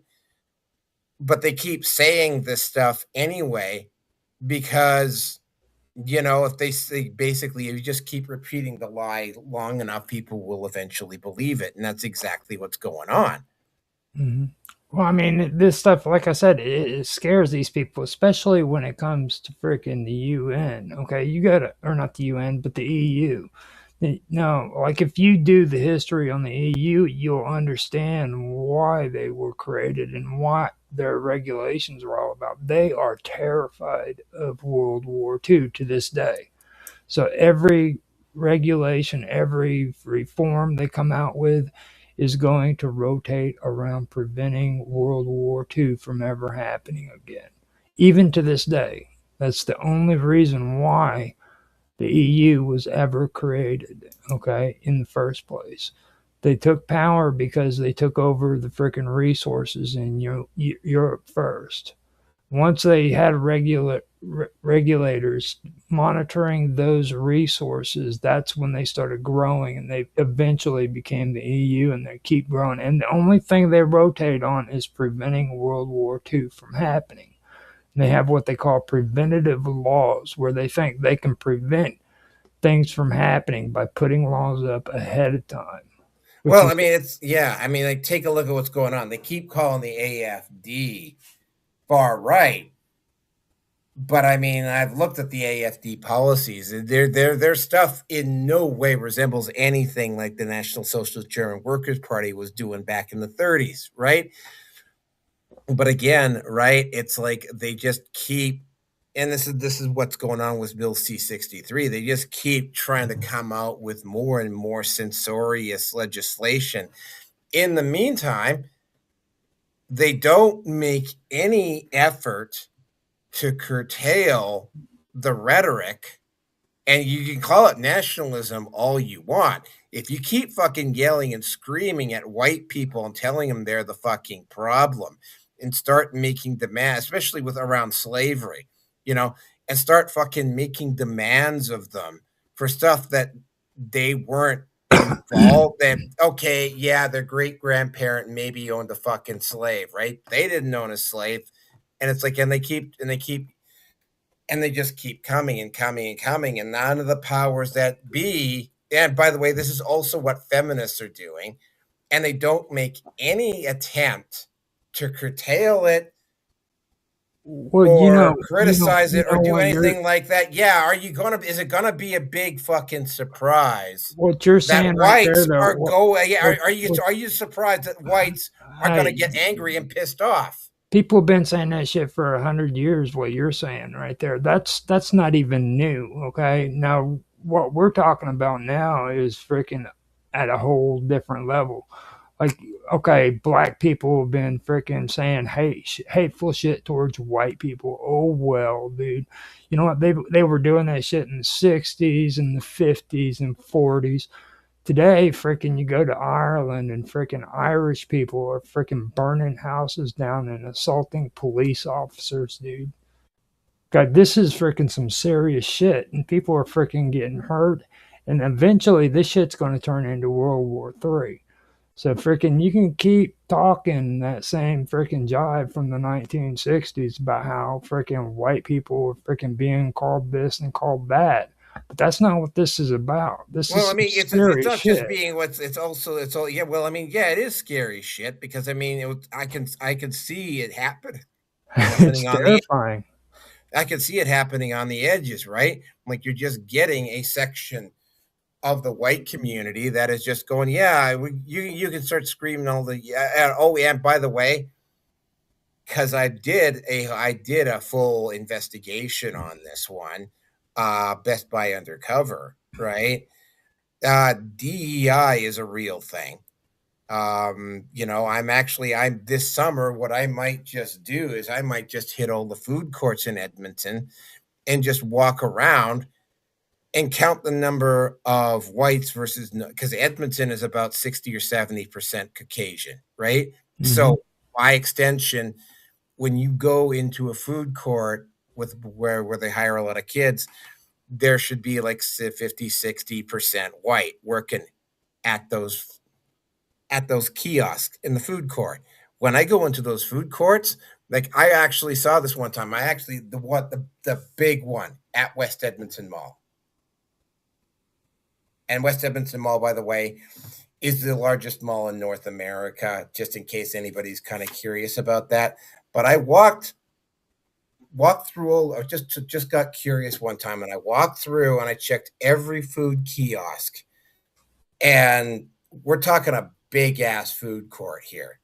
Like we're talking probably 20, 30 different places to go get food. You want to know how many white people I saw working in all of those food kiosks? 2 out of well over 100. It was less than 1%. Now, keep in mind, there were some ethnic food places, right? There was places that served Jamaican food and Chinese food and whatnot. You kind of expect that they were going to have Chinese people working with them, but still, right? So it's like, yeah, you got the anti-white hate, you got the activism, you got the demands for referee, you've got a whole bunch of, and yeah, and it's not just necessarily going to be white people, right? Like there's a guy by the name of What If Alt History. He talked about, and he should have picked a different word for it. He called it, and we are really getting off topic here, so we have to get back on topic. He called it the coming incel revolution. And he listed off all of the factors that are weighing down on men. And the revolution that could potentially, yeah, it is scary, but I mean, the powers that be seem determined to go running happily and joyfully at it with bells on. Well, with me, I see it this way. Like the same people who are freaking causing this kind of atmosphere is doing it because they want the reaction you're giving, just like the people you hate. Okay, they want that because freaking they are creating the issue. You can sit and you can make this all about ethnics and about racism and everything all you want. But the truth of the matter is there's somebody who's freaking benefiting because of your hate and because of their hate. That's it. That's all it's about. Every time you turn on the TV and you watch the news and you see something that has to do with racism, gender identity, all that shit, freaking that is freaking garbage. And that's being pushed down your throat because there's people out there who want to make you freaking ignorant so that they can do shit behind your back without you knowing what the hell is going on. And they're prospering from it. Okay, so that's it.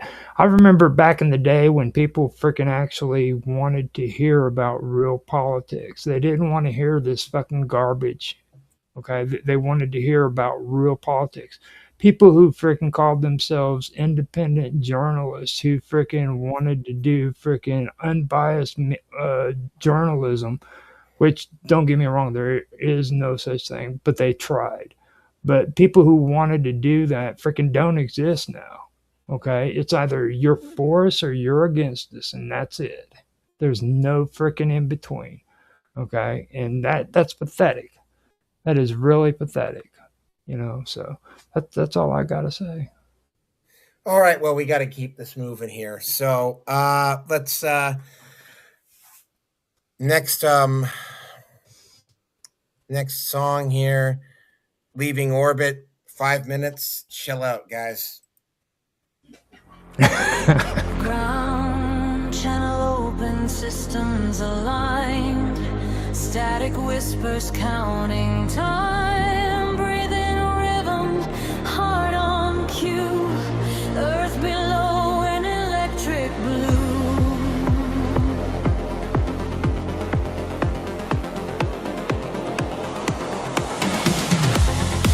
Helmet lights like frozen stars. Voice delayed from where you are. Every check mark burns the page.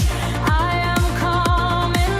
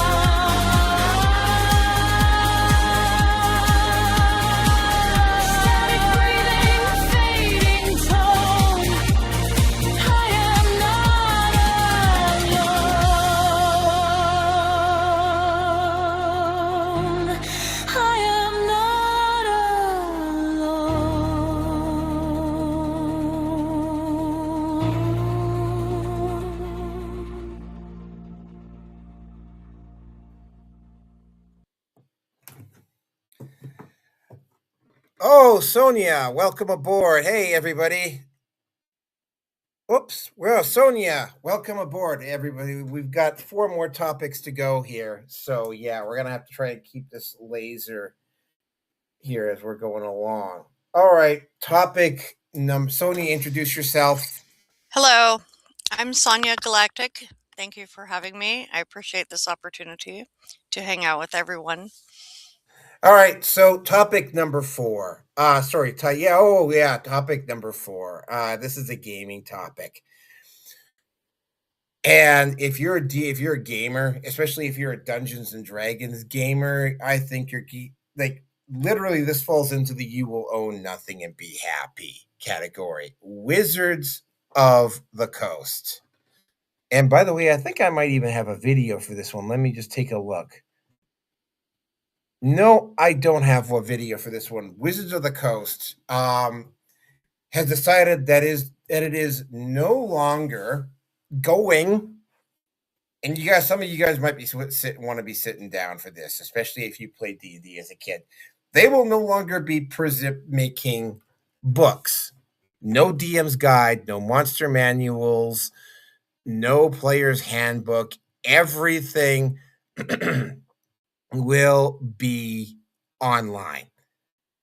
And what I mean, everything will be online too. It's not that you can get the book and get the PDF and download the PDF. From what I understand, everything being online means that you will have to pay a regular fee to TSR and Wizards of the Coast if you want to access your player characters, any of the worlds, any of the new modules that come out, like literally anything. Apparently, my understanding is that there won't even be PDFs. Now, one of the big things that always worked with me, because I did actually do this, is that you can literally design your own world.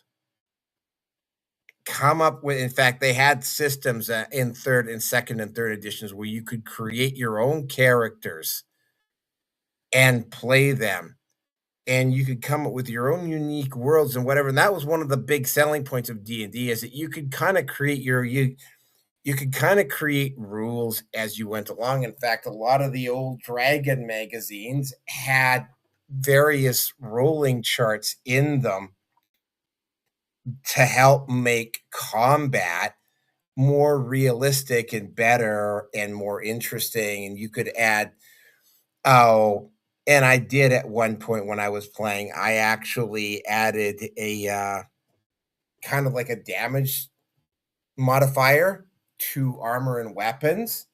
So you had to spend time and energy getting your weapons repaired at a location in order to keep them up. If you went too long and you used the same weapon for too long, the weapon would degrade and eventually become useless. I also interpreted a and this was a very, very rare find. I actually included a section in my game where I called what I ended up having is what was voice, which is a trait which is necessary, especially if you're a priest or a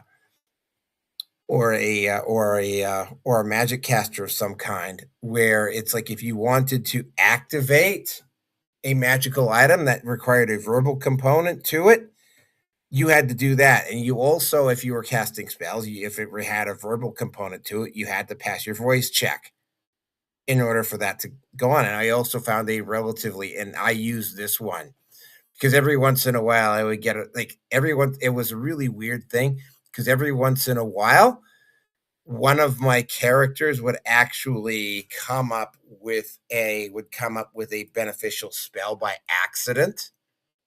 But yeah, there was a spell glitch chart that I used quite frequently. It made things rather interesting. Somebody this actually happened one time. One of my characters botched his Dirt Devil spell, and what ended up happening is that he literally turned himself temporarily into a Dirt Devil. It was a beneficial spell by accident, and he was actually able to attack as a Dirt Devil.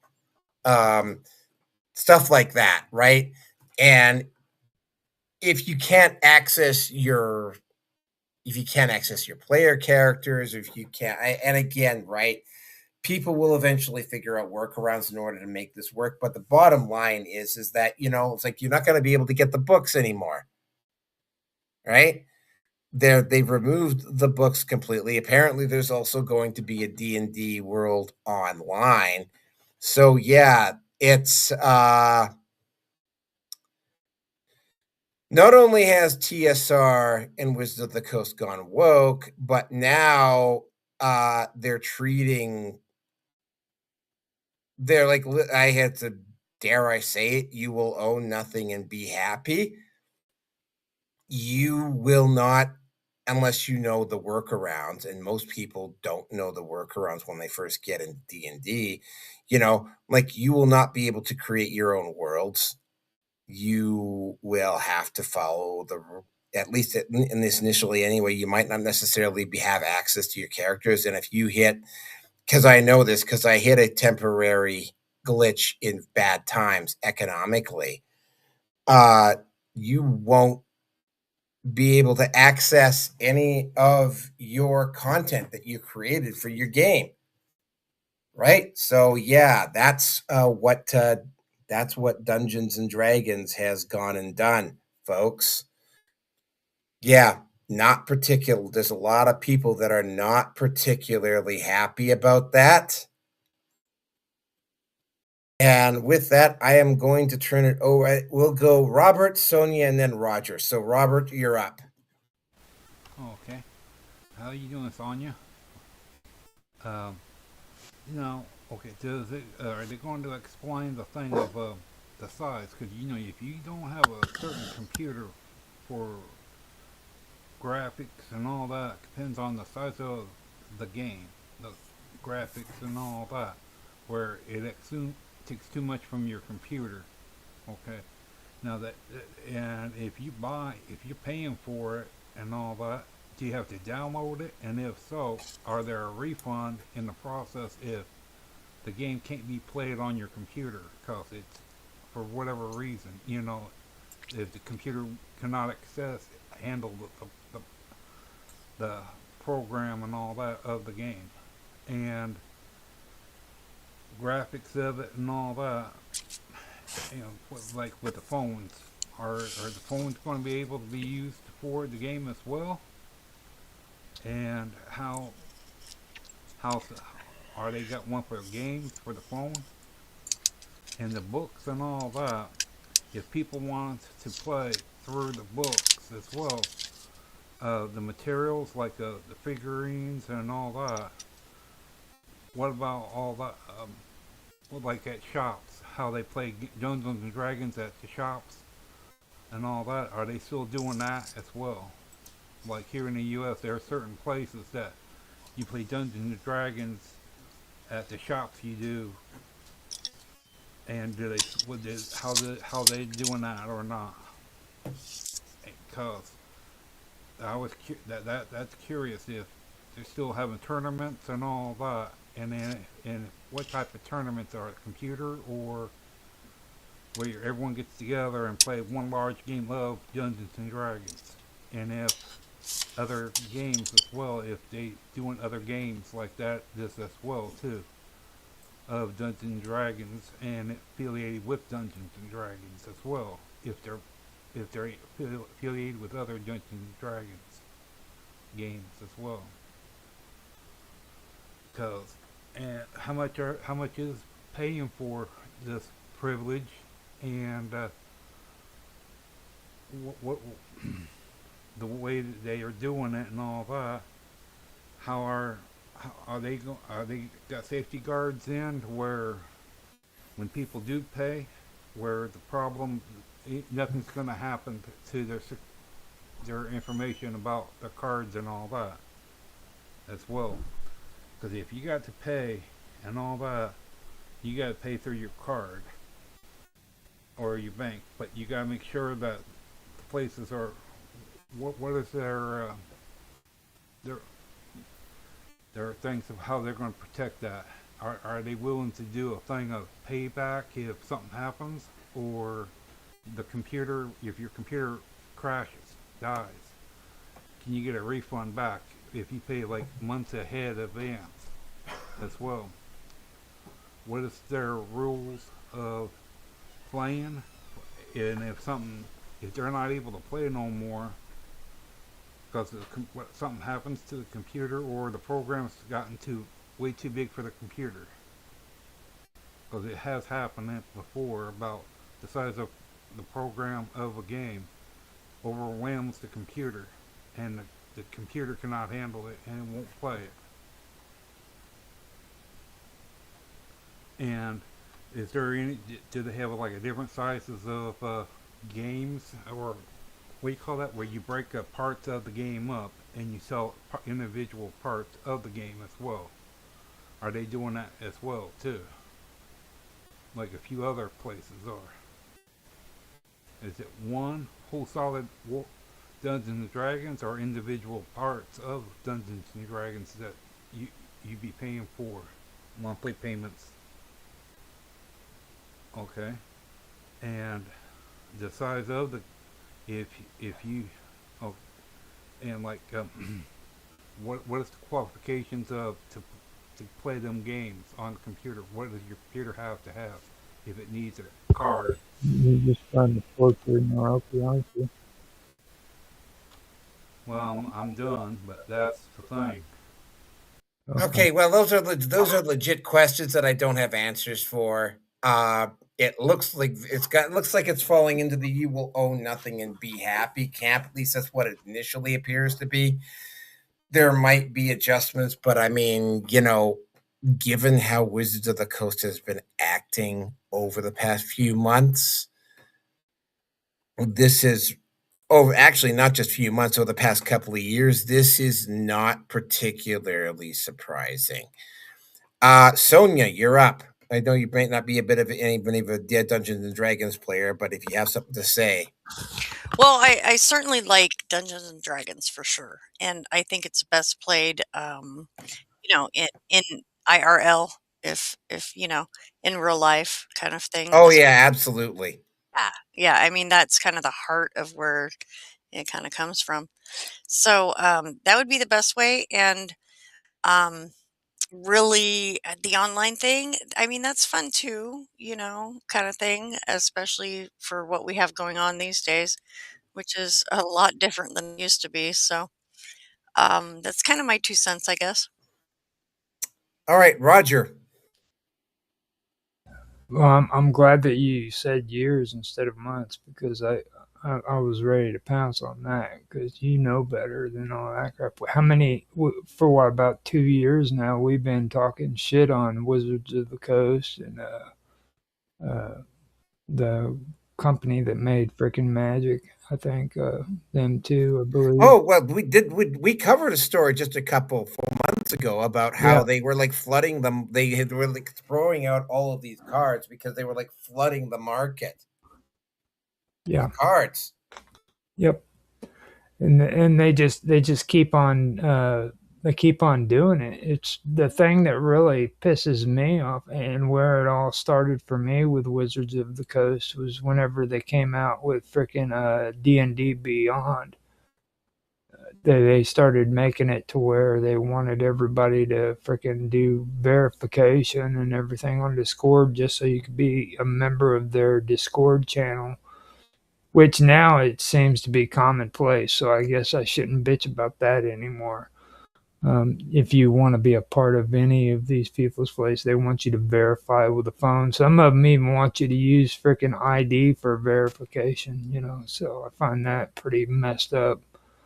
And then now with this digital thing, it kind of goes into something that me and Robert, it was on a show about, where we were talking about they're coming out with a new movie that's 100% AI. And it's they're not using like people's faces or generating it from freaking actors or anything like that. It's supposed to be just generated from scratch, everything. And it costs $20,000 to make a movie that would cost them millions of dollars to make if they didn't use AI. And that I think that's what it's all about, you know. And a lot of people are wondering, well, especially you, because you've got a lot to bitch about when it comes to how bad movies and everything sucks these days. But I think the reason why they're doing that is because they eventually want everything to be freaking AI, and they want the games to be digitized and not on the books. And they're causing this kind of atmosphere with the crappy freaking movies because they're dumping the movies on purpose. They want people to eventually be so grateful to have AI movies and digitized video games that they don't care about actors or freaking, you know, cards or books or anything of that nature.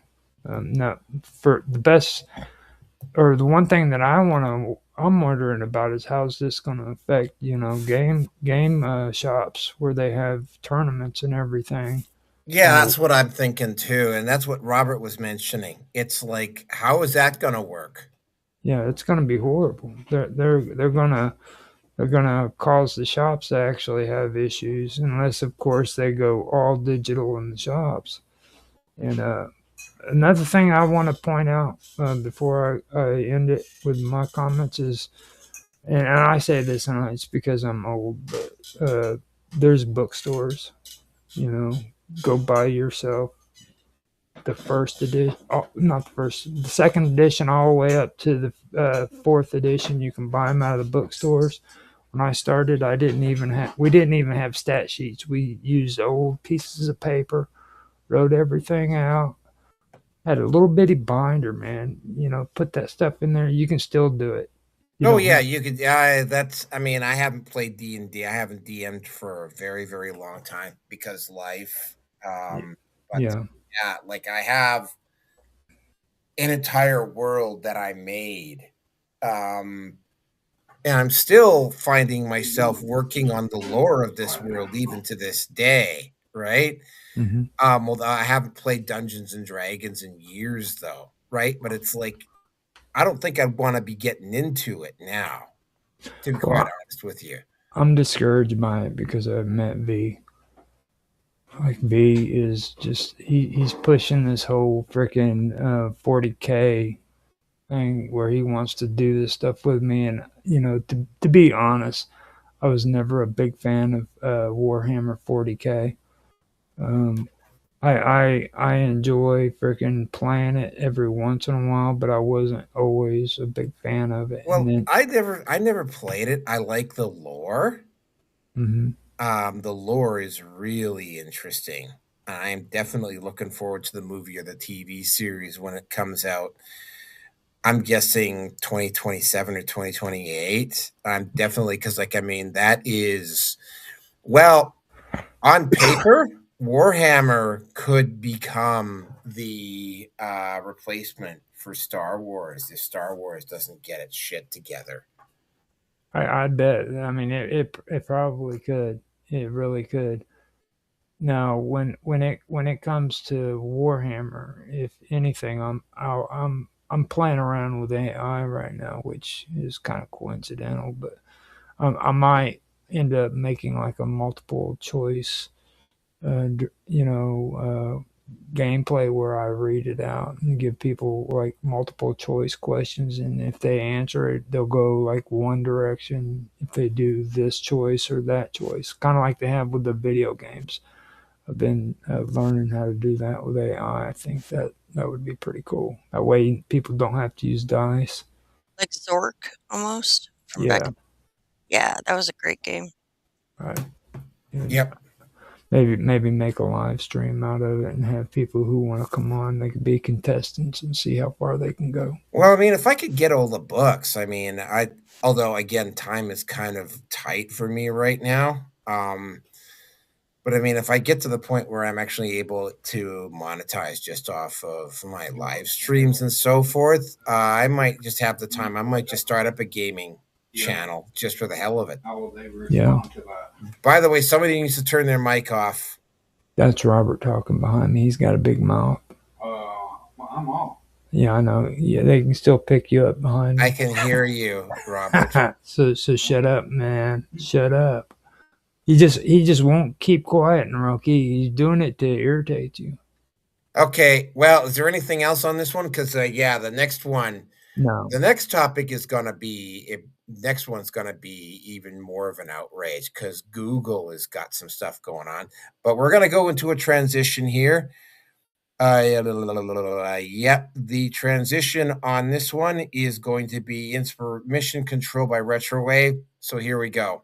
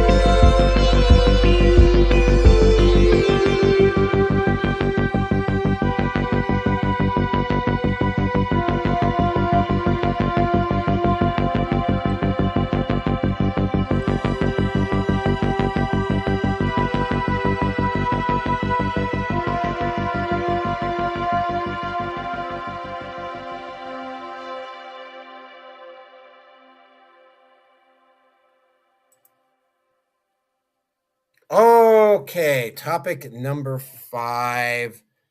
All right, this one, guys, I got a couple of videos on this one. So, yeah, let's have a look at those before we get going here. About 7 minutes in total.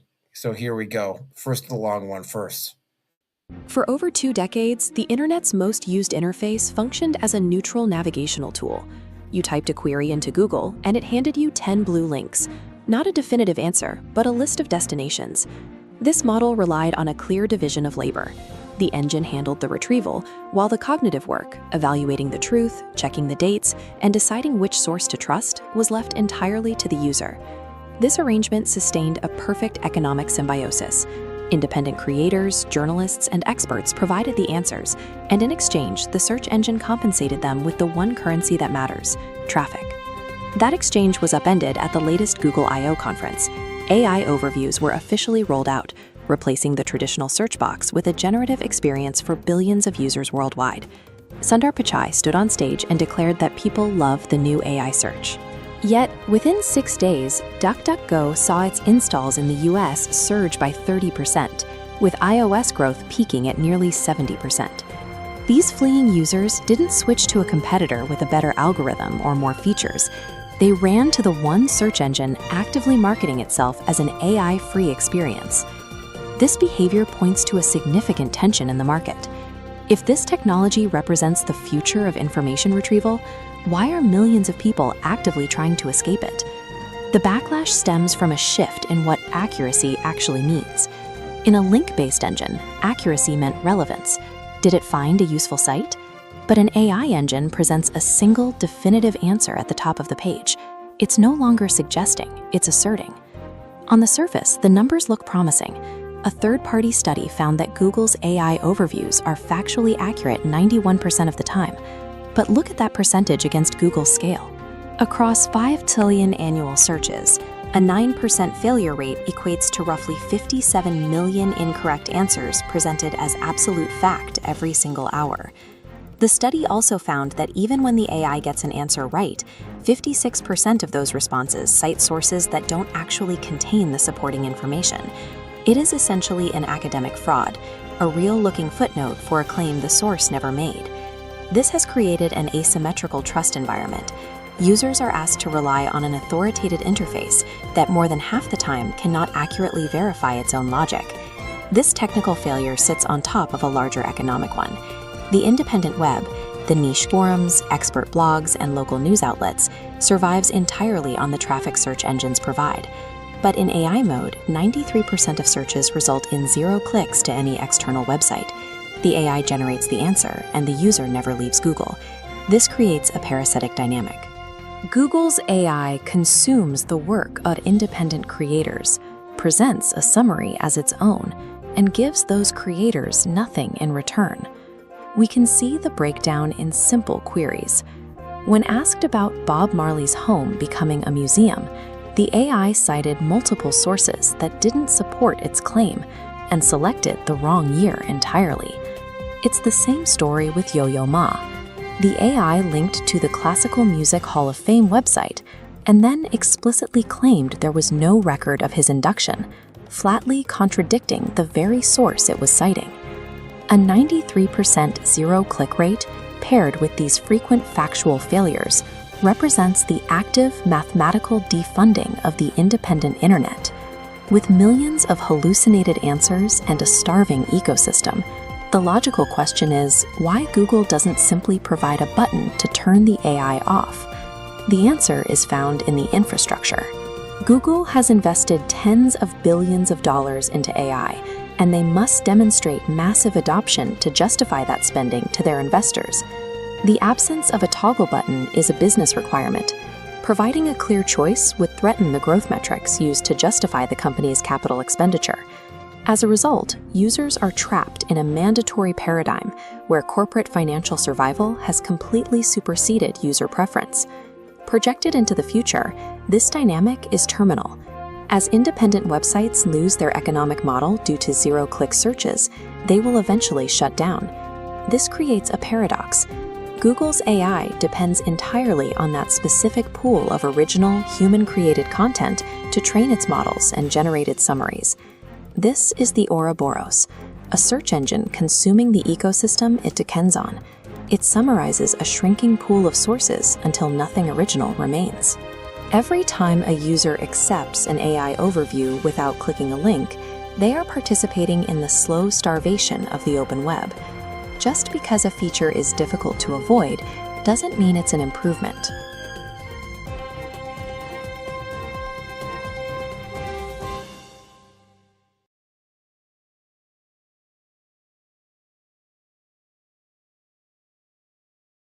DuckDuckGo is seeing a surge in new users, and the timing says a lot.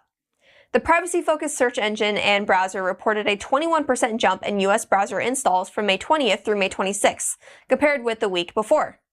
On Tuesday alone, installs jumped 37%. On iOS, installs rose 33%, with a 69% spike on Memorial Day. That all happened right after Google's I/O conference, where the company announced a major expansion of AI-driven search. Google is pushing deeper into AI answers, longer prompts, video searches, image searches, and file-based searches.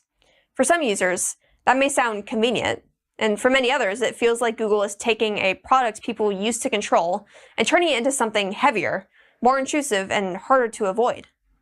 DuckDuckGo's pitch is much cleaner. Search the web without being tracked.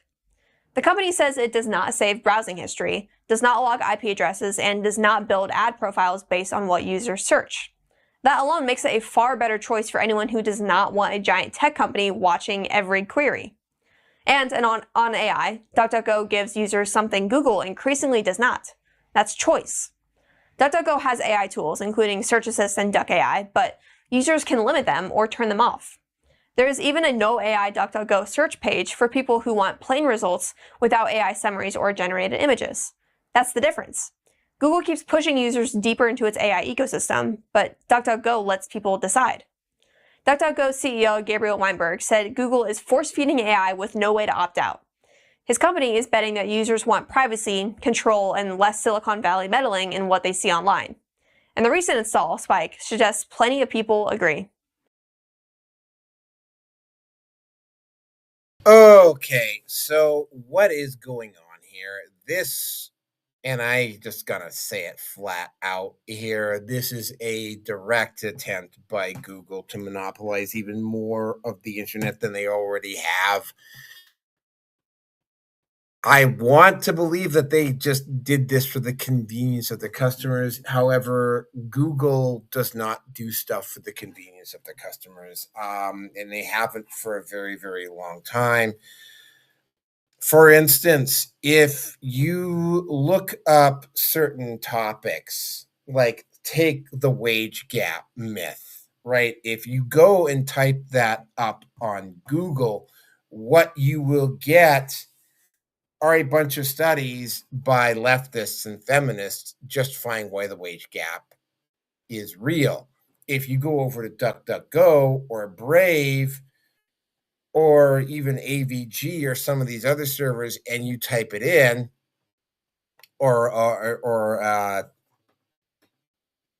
Opera, and you type it in, you get a much more balanced search.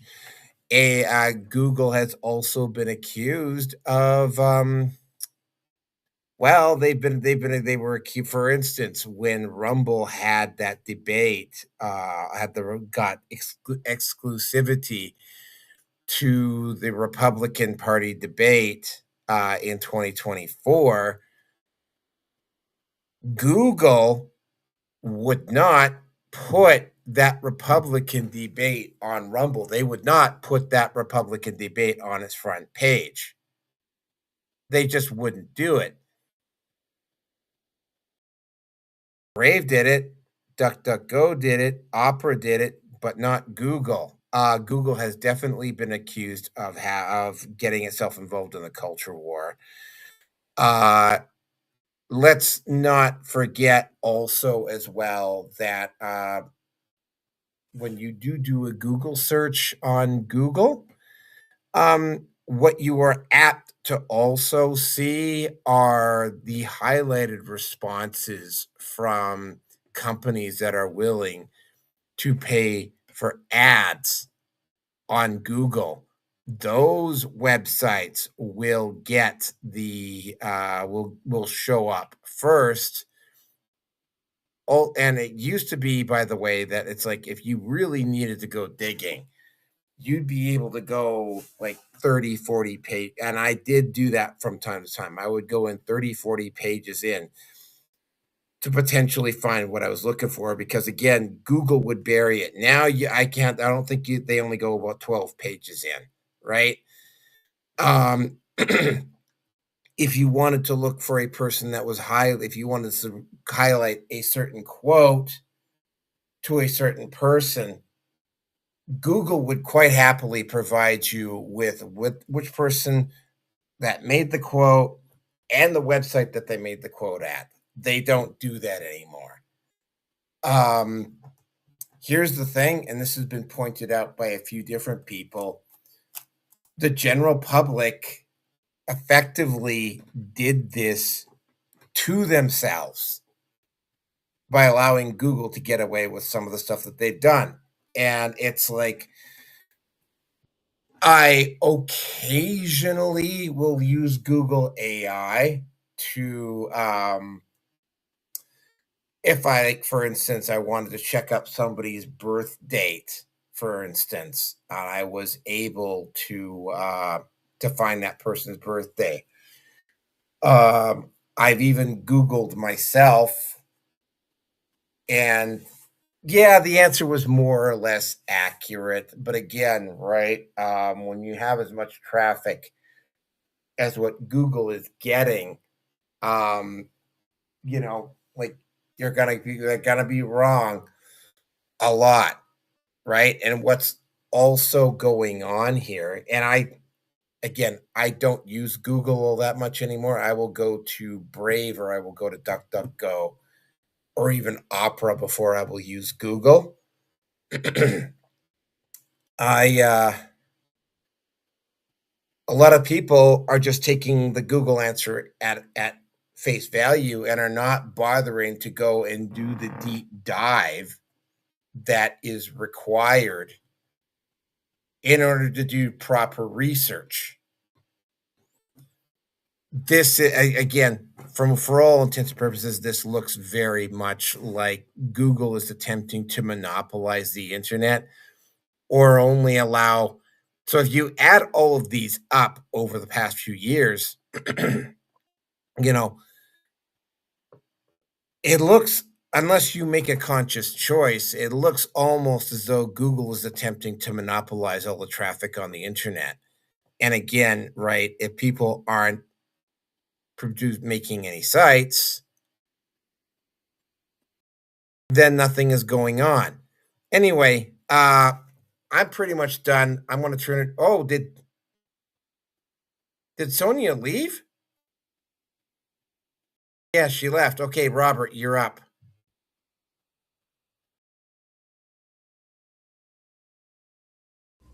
Robert is having issues with the mute. Well,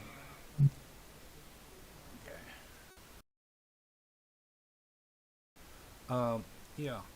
Now, with all this going on with Google, okay, in what ways, how many ways is Google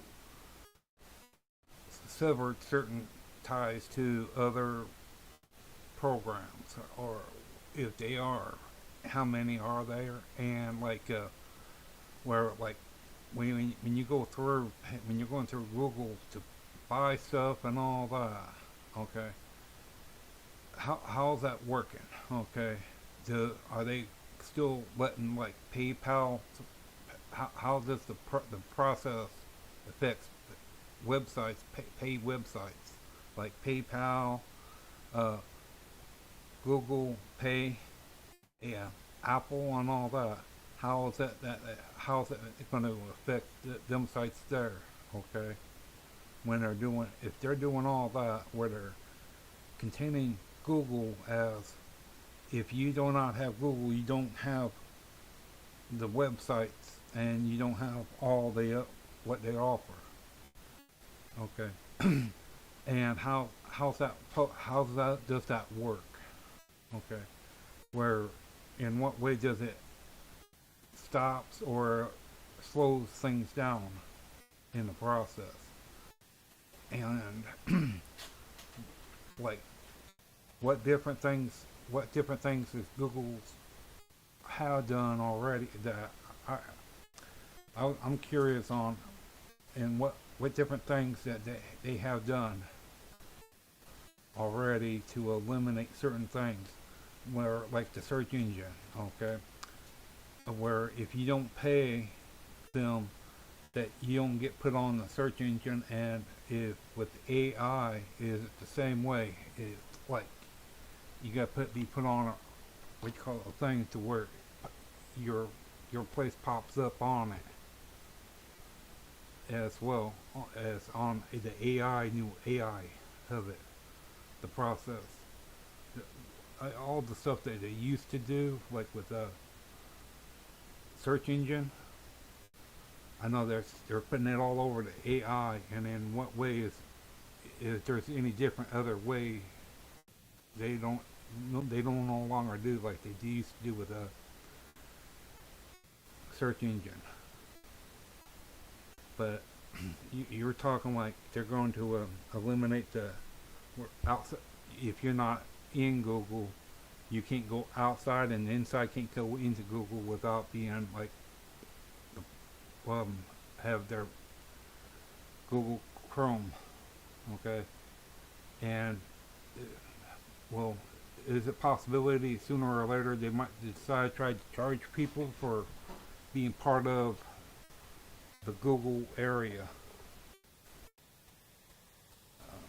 Because well, it don't sound like, it sounds like they're, like as you said, monopolizing everything they're connected to, and with, and what is their, how's that's going to affect other things, people watching TVs through it and all that, TV, music and all that. If Google decides what goes and what don't, or how it gets represented, how it runs, going through Google, do they want to start getting paid for it, or however? Because everyone's with new things that they're coming out with the new AI, and since they're where's their main facility where one place runs all the other, and like Google Maps, okay, their process, is that hooked up to this as well, to where the information and all that, how's that working with it, with the new AI, where they got the AI vehicles driving around taking pictures of areas and all that? How's that progressing in that with that in other countries and all that? Like where the main, and if they do, if where their main location place is at, where one is controlling all the other AIs. Okay, thank you. I'm done.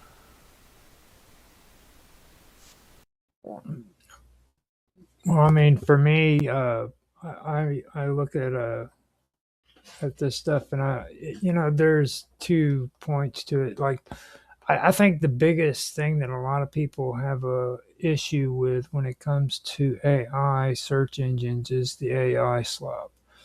Once you start getting into that to that AI kind of search engine, you start getting a lot more AI slop, and you'll notice that when you go on YouTube, they're actually putting up stuff now to freaking go after freaking AI because of the AI slop, because they've already started transitioning their SEO and their taglines and hashtags and all that stuff. They've transferred that over to AI already.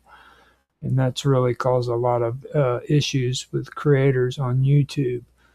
But they're going ahead with it. But they found out that more AI slop is being introduced to YouTube because of that. And you're going to see that happening with a lot of this stuff going on with the AI that they're introducing on Google as well as Microsoft. They ended up doing the AI thing on there with Gemini, and you already get a little bit of a taste of it.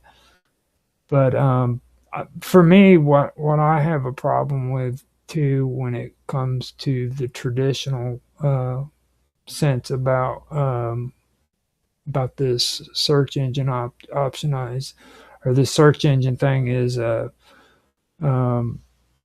the referrals. Now, to understand what's going on when it comes to these search engines, you have to understand what a referral is. When these websites get a referral from Google, okay.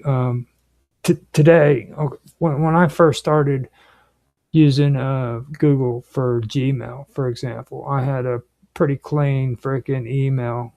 But then as time went on, I just kept getting more and more and more spam from it. And the reason why I was getting more and more spam from it was because of these Google referrals and how they work. Okay. When a user freaking types a question into Google, Google displays a list of websites like Naroki had said, and that's when I'm supposed to click on one of them. Now, after that, what happens is my browser sends a piece of data called an HTTP referrer to the website. All right, and this website has an analytic software that detects the data and logs it as a referral for the Google. So that means no matter what I freaking do, if I just click on that email, it goes automatically to this website, and this website can just send me all kinds of garbage mail. Not only can they send me all kinds of garbage mail, but they can turn around and freaking sell that information to other people so that they can send their garbage mail to me too. And this is what's taking place. So I'm kind of iffy and in between about it. I really don't like this whole AI thing and AI slop. I know that it causes problems because there's a lot of deep fakes out there, but that's all in how you feel about deep fakes. I don't buy out on the DuckDuckGo thing. I think that DuckDuckGo is just as much a load of shit as what Google is, to be honest with you. And I really don't like the suggestions that any of them give me anymore. I can't even use Bing anymore to watch any respectable freaking porn anymore because it's Yeah, I know that one cuts to the bone with you too, doesn't it? but it just tore me up, dude. Like, and whenever you go on Bing to try to freaking check out photos to make sure that freaking it's a legitimate photo for a person, you can't do that anymore. Now you have to go straight to Yandex to do it because their freaking photo search thing just it's completely screwed up. They've hooked that up into the AI, and I used to use that for like even when I'm on minds.com and I'd get all of these crazy ass uh, chats and stuff, and people following me and wanting me to follow them back. So I would actually do a visual search with the pictures to find out if this person is legitimate or not, or whatever, to find out. And you can't do it no more with Bing, or you have to use Yandex to do it to find out if it's an actual legitimate person or if they're using some porn star or freaking some model's freaking picture to freaking pretend to be them in order to get you to click on their stuff, So, I mean, and that's all because of AI. Yep, yeah. You just can't watch your big boob Latino porn anymore. Yeah. Well, I can still watch it, but it's just a matter of, whenever, especially when it comes to going on to X or going on to freaking Minds. You got to be real careful about the people that you friend on there, especially on Minds, because once you friend them, you can't unfriend them. And then when they get kicked off the website, they're there forever. So it's good to always check, do a photo search and things of that nature. So Yeah, Minds has gotten kind of dry. horrible. It's Yeah, horrible. like Minds definitely needs a major upgrade. They probably need to just close it down, and if they want to restart it from scratch. To be honest with you. Yeah, Minds has really fallen off.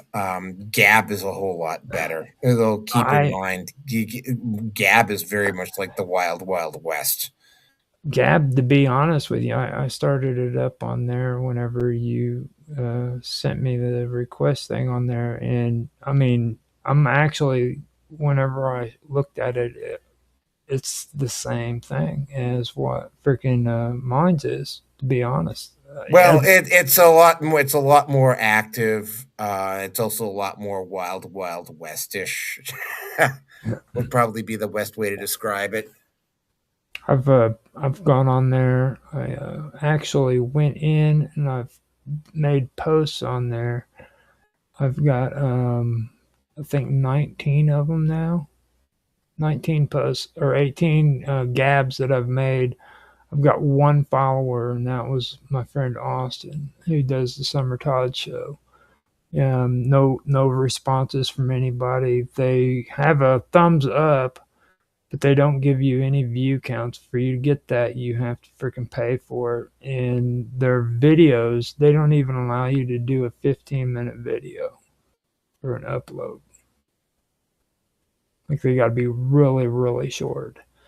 And I even went in there to freaking see if you were in there, and I'm in there. I'm in there. In your groups and stuff. I said, "Are you here?" I tried to post and nothing happened, and then I never got a response from it. Oh well, I have been on Gab for a while. I've been dealing with a lot of issues. Which has basically forced me, at least temporarily, at least to not. So what I used to do is that I would do the video, and then I would post it up immediately, Mm-hmm. and then I would share my actual self-made content on Gab, Minds, and MeWe. Then I started promote. Then when I discovered that, particularly with MGTOW TV, that you could grab YouTube content and put it up at MGTOW TV and watch it there and not have YouTube get a red fucking cent from you watching it. That's what I started doing. So anybody that I found interesting, particularly manosphere content creators, anybody I found interesting, what I would do is I would just take their entire catalog and I would just put the whole thing up at my MGTOW TV, and then I would stagger them out over days.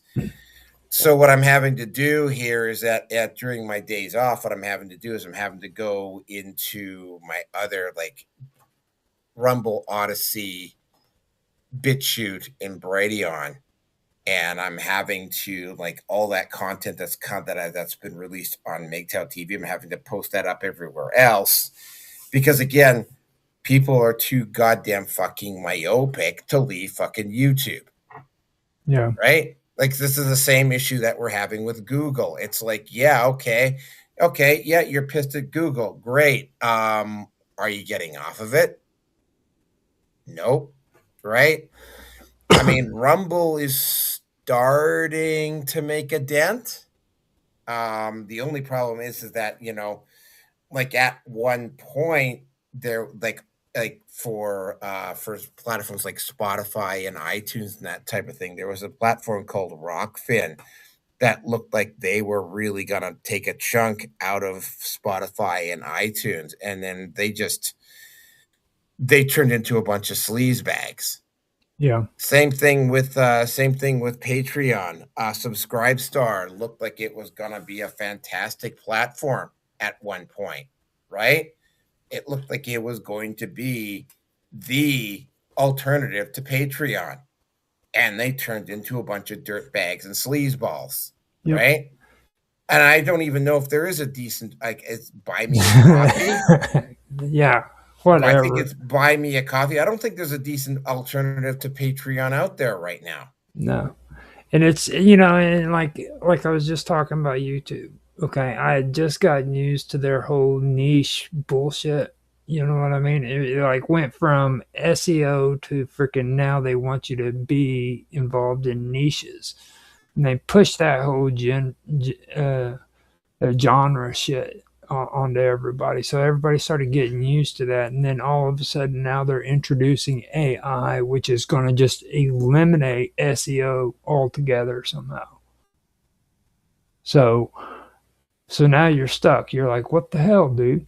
I couldn't tell you how many of my channels, dude, are just completely freaking screwed because they don't rely on SEO anymore. It just bottom tanked out. I had a freaking video game channel that I was doing decent on. I wasn't doing great, but I was doing decent. And then all of a sudden it just tanked. And that's because they freaking made it to where SEO isn't being used anymore. Now they're using freaking AI in their search. So it irritates me. And now they're moving it up and they're doing it with Google because YouTube is owned by Google, Alphabet Inc. So it just, and I'm still stuck between that because I know what SEO is all about. It's that clickbait. The moment you click on a link, freaking their AdSense freaking sends it straight to those websites, and they know exactly who's freaking just clicking on their links. So kind of tied in between what's good and what's not. So that's all I got to say about it. All right, so we'll get into the last topic of the night here. Just give me a second. There we go. All right, last transition. Last transition will be Elegant Machine. It's about 4 minutes, so here we go.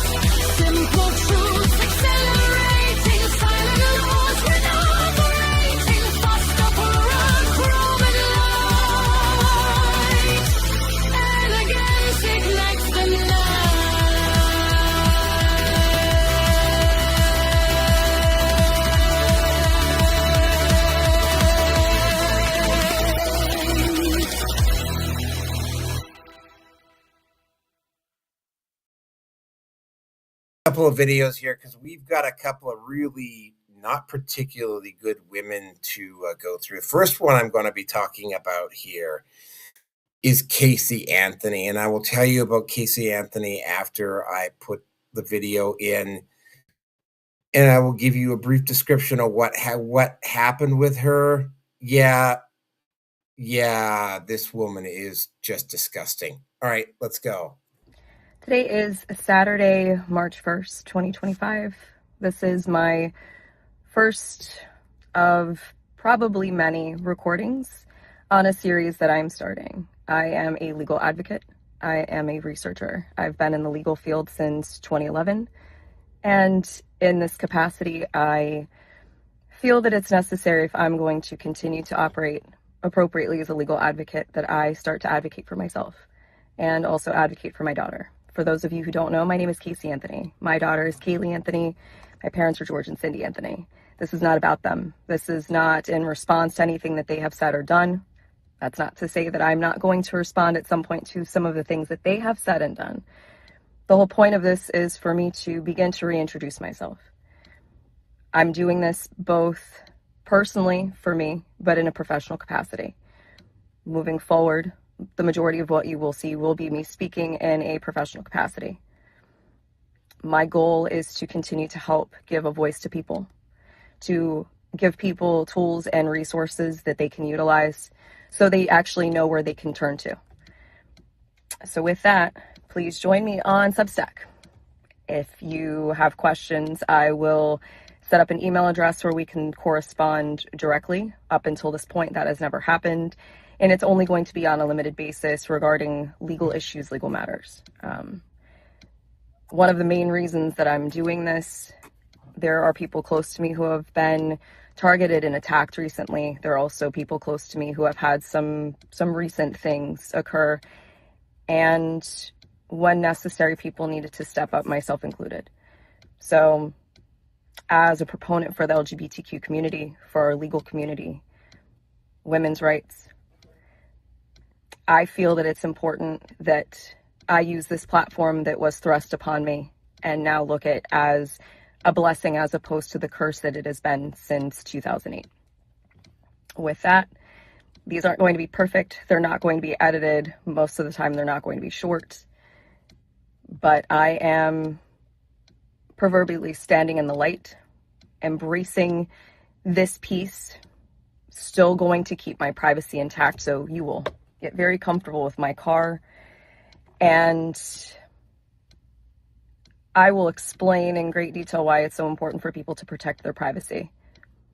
It's not just important to public figures, it's even more important to private individuals. And with the current climate in our country especially, it's that much more important, which is why I am utilizing the Substack platform.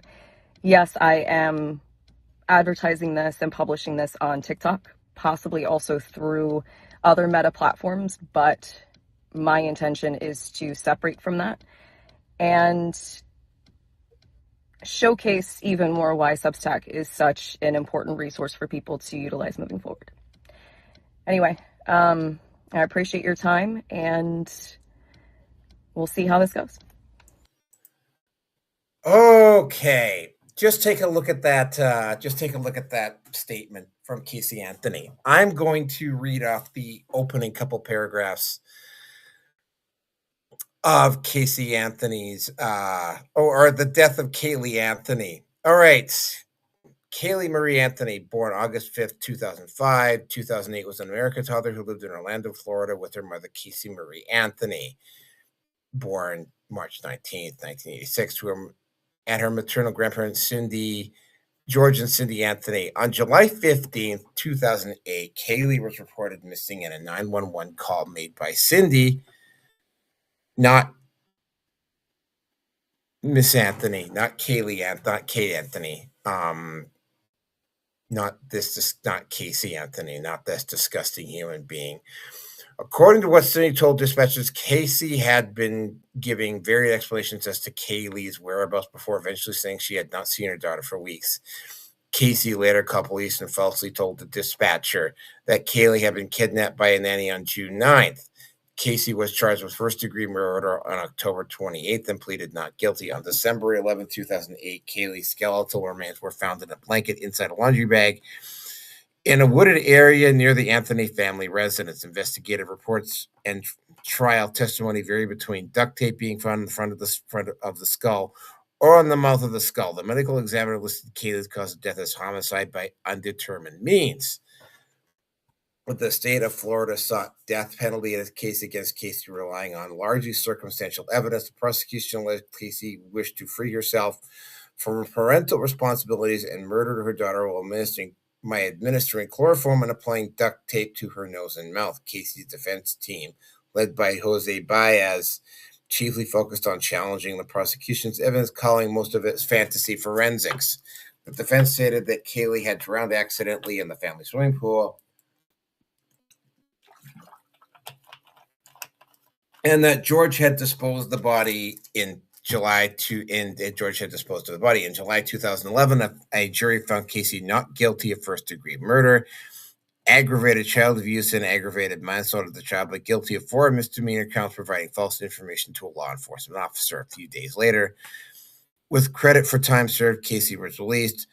A Florida appellate court overturned 2 of the misdemeanor convictions in 2013. The case attracted substantial attention from the public. Time magazine described it as a social media trial of the century. Television personality Nancy Grace was notable.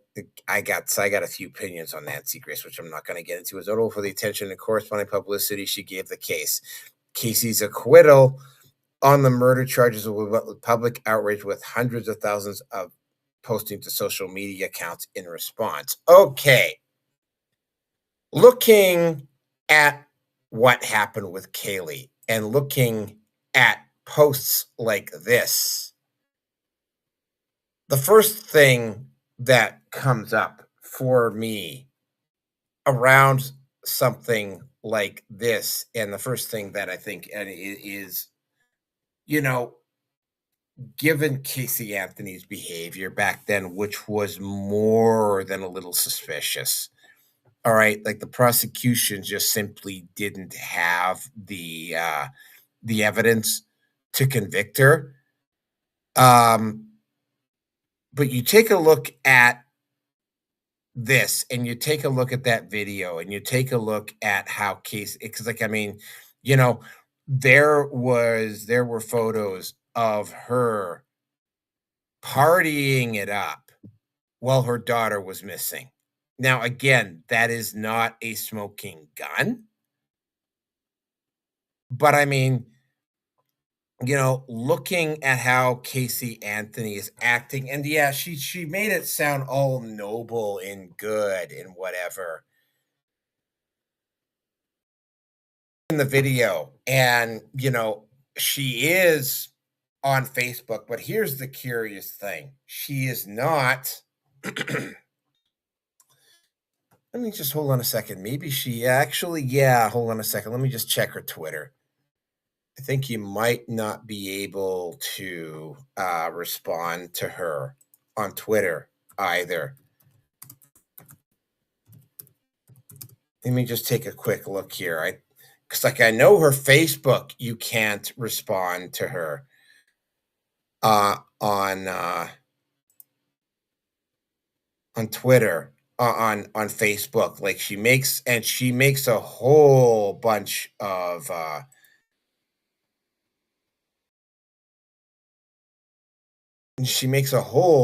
of really the real Casey Anthony. Hold on a second here. At the real Casey Anthony.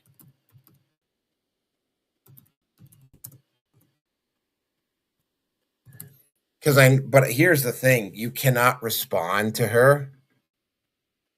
Oh, she deleted her site. See, here's the thing. What has happened here is that she made a whole bunch of misandric and racist posts, tried to make herself sound noble and good. The only problem is that it's like, she again, I didn't follow this case particularly closely at the time, but she was lucky. Somebody would say she got lucky because the prosecution just simply did not have the evidence, because they were seeking the death penalty for her. And a lot of people, by the way, this also goes back to a lot of guys, because a lot of guys were really simping the fuck out for her, because Casey Anthony could arguably be described. In fact, she probably still is. She could arguably be described as being hot. Now, when all of this came out and like some of the stuff that she was saying came out, and it was like just an absolutely far left screaming fucking lunatic, right? She immediately started retreating, um, engaging in misandry, engaging in open, again, and it is white hate against her own race. It is white hate that she was doing, and trying to paint herself off as noble and saying, well, I have to protect my privacy and everything else, when she got, I mean, the whole situation that occurred with Casey is that she kept claiming that she did not know where her daughter was. And having seen some documentaries about it in the past, she didn't really seem like she was all that concerned about it either at the time, which is why, by the way, the state of Florida, when they found Kaylee Anthony's remains, went for the death penalty, because Casey Anthony struck people as being that despicable a fucking human being, you know? And you go and you look at this stuff that she's now doing 16, 17 years later, where she is again being a racist, misandrous, disgusting fucking human being. And once again, having it backfire on her immensely. Again, right? I'm having to imagine that she took, because I did check a few days ago when I first found it, her Twitter was still up. Now it's gone. Her Facebook limits replies. I don't actually, man, let me just check and see if she's on Instagram anymore. Let me just check. Casey Anthony Instagram.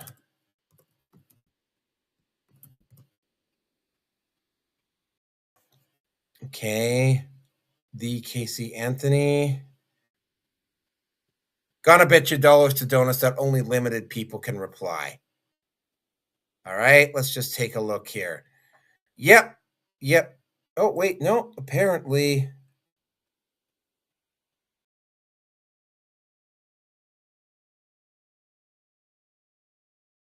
Hold on a second here. Let's just see if it works. Oh, well, yep. So apparently she has not blocked off her Twitter account. But I mean, again, it's hard to tell whether this is actually her or whether this is just a just a hashtag account. I don't know whether she actually has an actual account on Twitter or on Instagram or not. Any way you break it down, I mean, her actions back in the day pretty much exposed her as a generally truly disgusting fucking human being. And you know, you take a look at some of this recent stuff and the way when she immediately started getting blowback for it, which is exactly what was going to happen, right? Like she immediately started deleting her socials, because again, right, it's like somebody coming out and saying something like this: we are the resistance, we do not bow to mediocre white men. That is sexism, that is racism, that is all the isms all put together in one very neat, convenient package. And, and then you go over to her Facebook and you go over to her Twitter and you looked at some of the stuff that was being posted up there. And it's like, this woman is a screaming lunatic fucking leftist.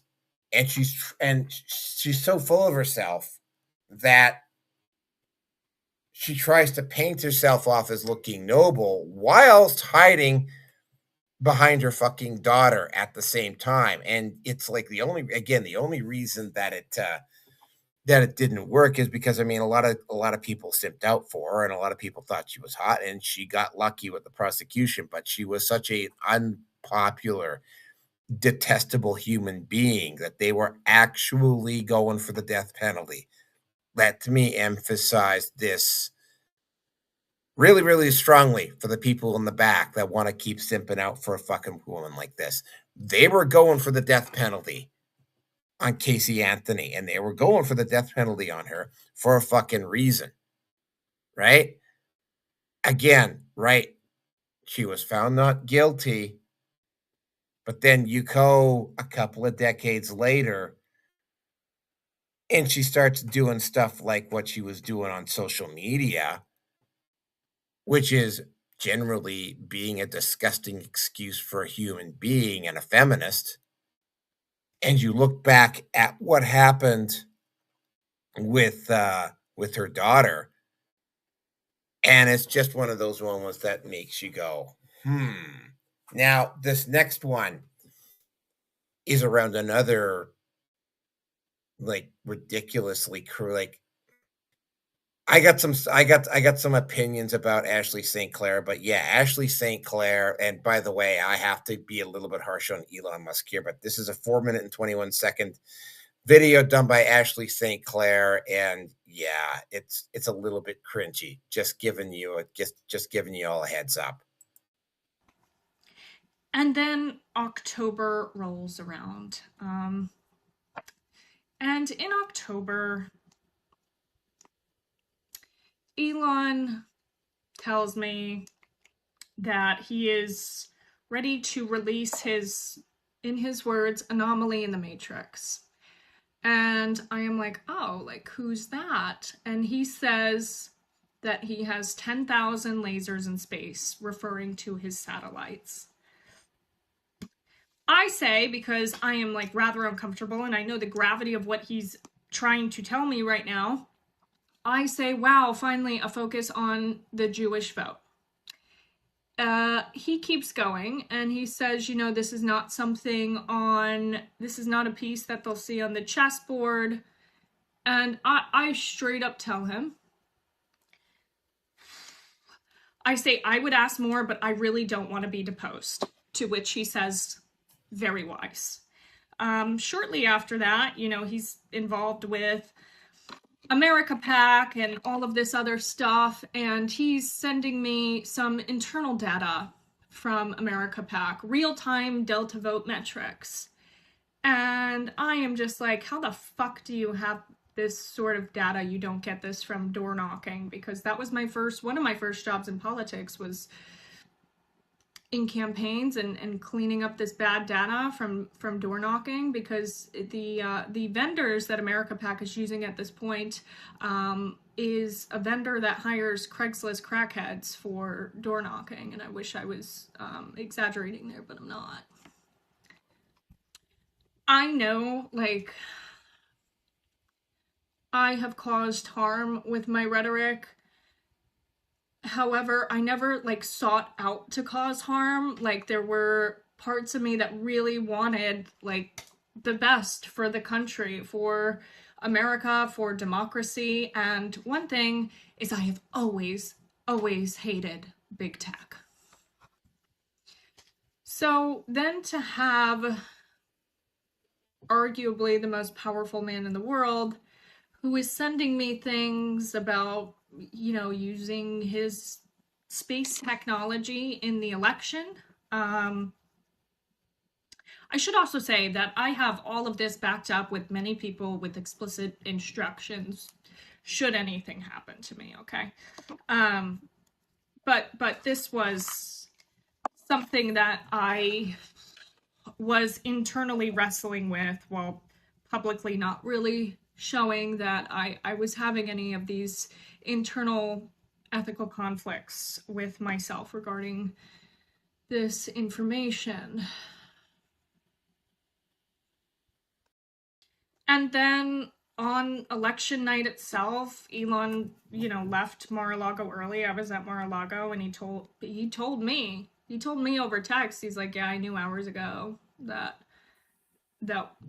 Trump won. My team has the best real-time data anywhere." First of all, how the fuck do you have real-time data on elections? How do you have real-time data? I could not understand that. I don't know that I ever will.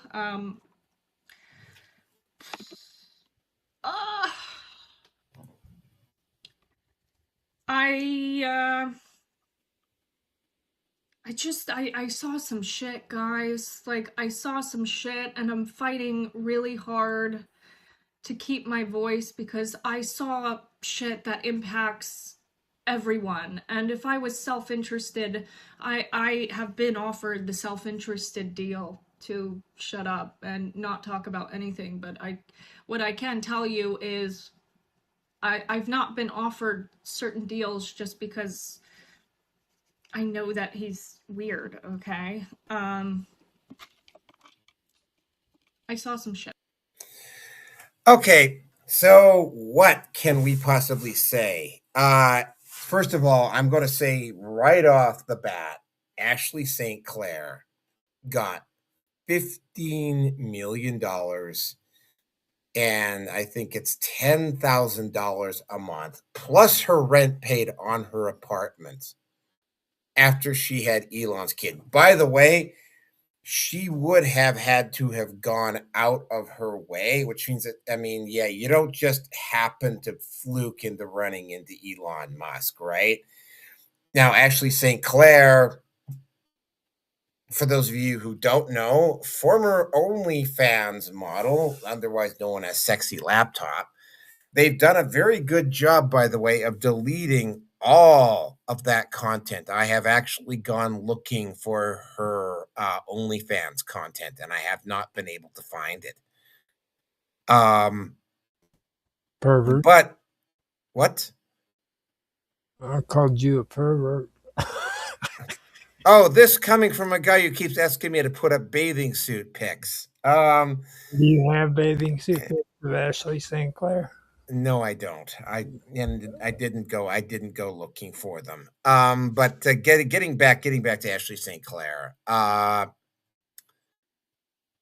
This Casey Anthony, you can kind of, like, she was always just a despicable fucking human being, right? And she obviously, like most women in her generation, did not think things through.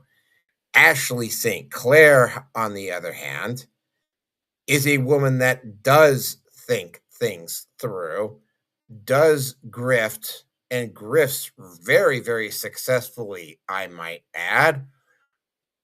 She managed to generate an independent income beyond what she was getting from Elon Musk, even though she was basically making enough money at that point that she could have just settled in and just lived quietly for the rest of her life. But she chose not to do that.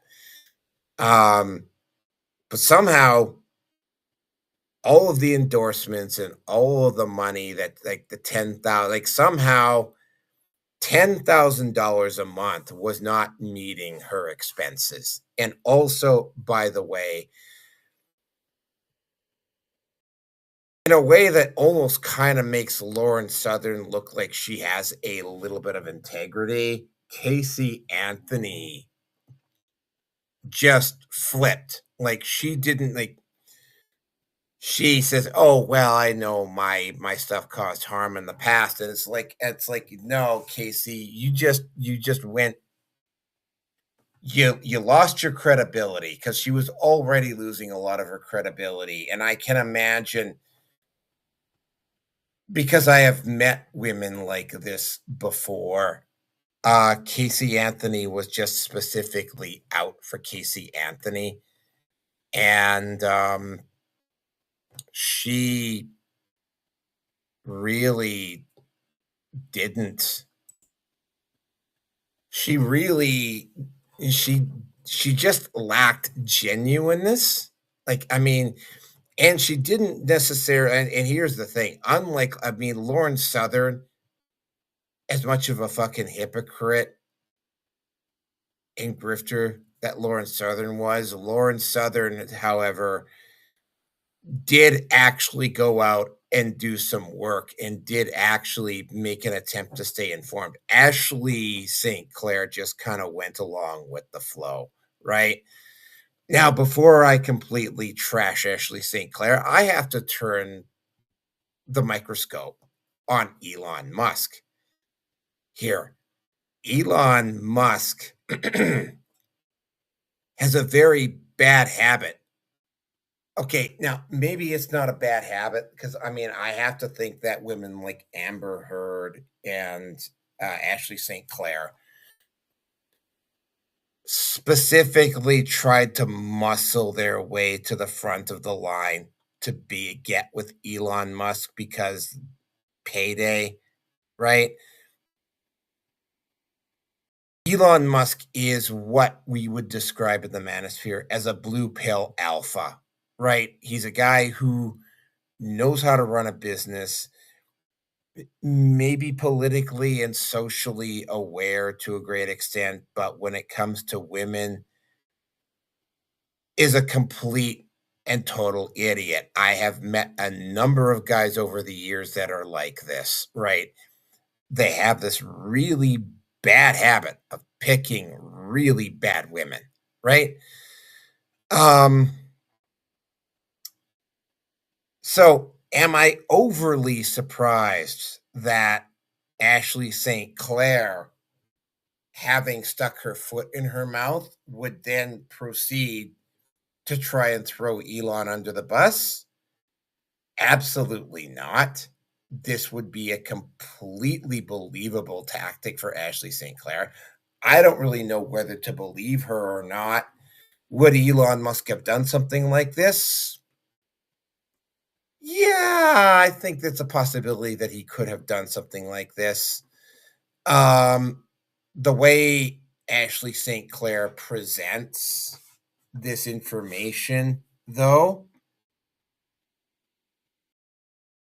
you know, she strikes me as a person that is just simply looking out for herself. And this, by the way, is the reason why you will hear guys in the manosphere openly talking about, like, for instance, if you do end up becoming a guy of independent means, this is one of the reasons why they say it's like, like fucking Clark Kent yourself, right? Like, if you want to get some toys, get some toys. If you want a fucking hot car, you can get a hot car. Just remember, man, like the hot looking car attracts women like Ashley St. Clair like moths to a fucking like white to fucking rice, right? The more you flash your wealth, the more you display your wealth, the more you parade around displaying it, the more likely you are to attract a woman like Ashley St. Clair or Amber Heard, right? And guys like this, or guys that are like superstar athletes, really should maybe be paying a little bit more attention to stuff that they're saying in the manosphere about women like this. If Ashley St. Clair had been an average looking woman and maybe a little bit on the fat side and whatever, Ashley St. Clair would not have gotten the notoriety that she has gotten. Gotta emphasize this though, guys. This is what happens when you're not careful with the women that you pick.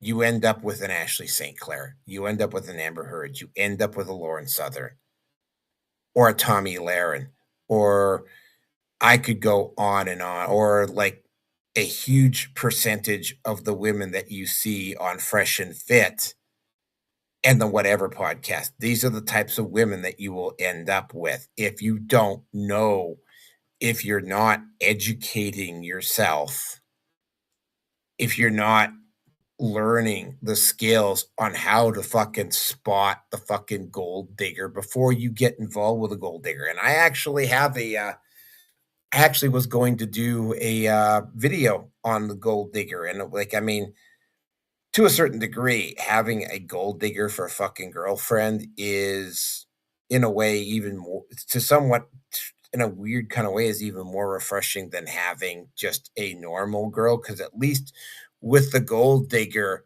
you know that as long as you're producing the money, you'll probably be okay. Right?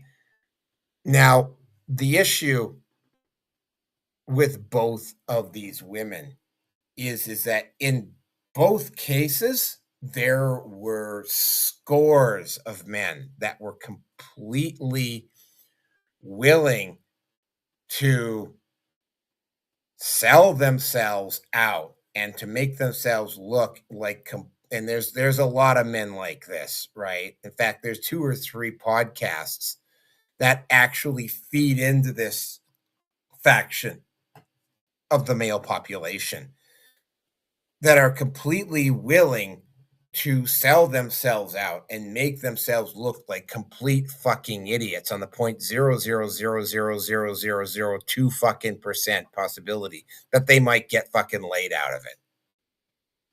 There's a lot of them, right? Like, there were scores of men that were willing to completely cuck themselves and make themselves completely look completely fucking stupid to make excuses for Casey Anthony. Casey Anthony's reward for them a decade or so later is to fucking trash them. Like, not just trash them, but make yourself look like a completely disgusting human being. In the words of it, Ashley St. Clair, if you're a guy with status and wealth, and this is something that Lauren Southern did a lot too, by the way, if you were a guy with status and wealth, yeah, she'd be all fucking over you, right?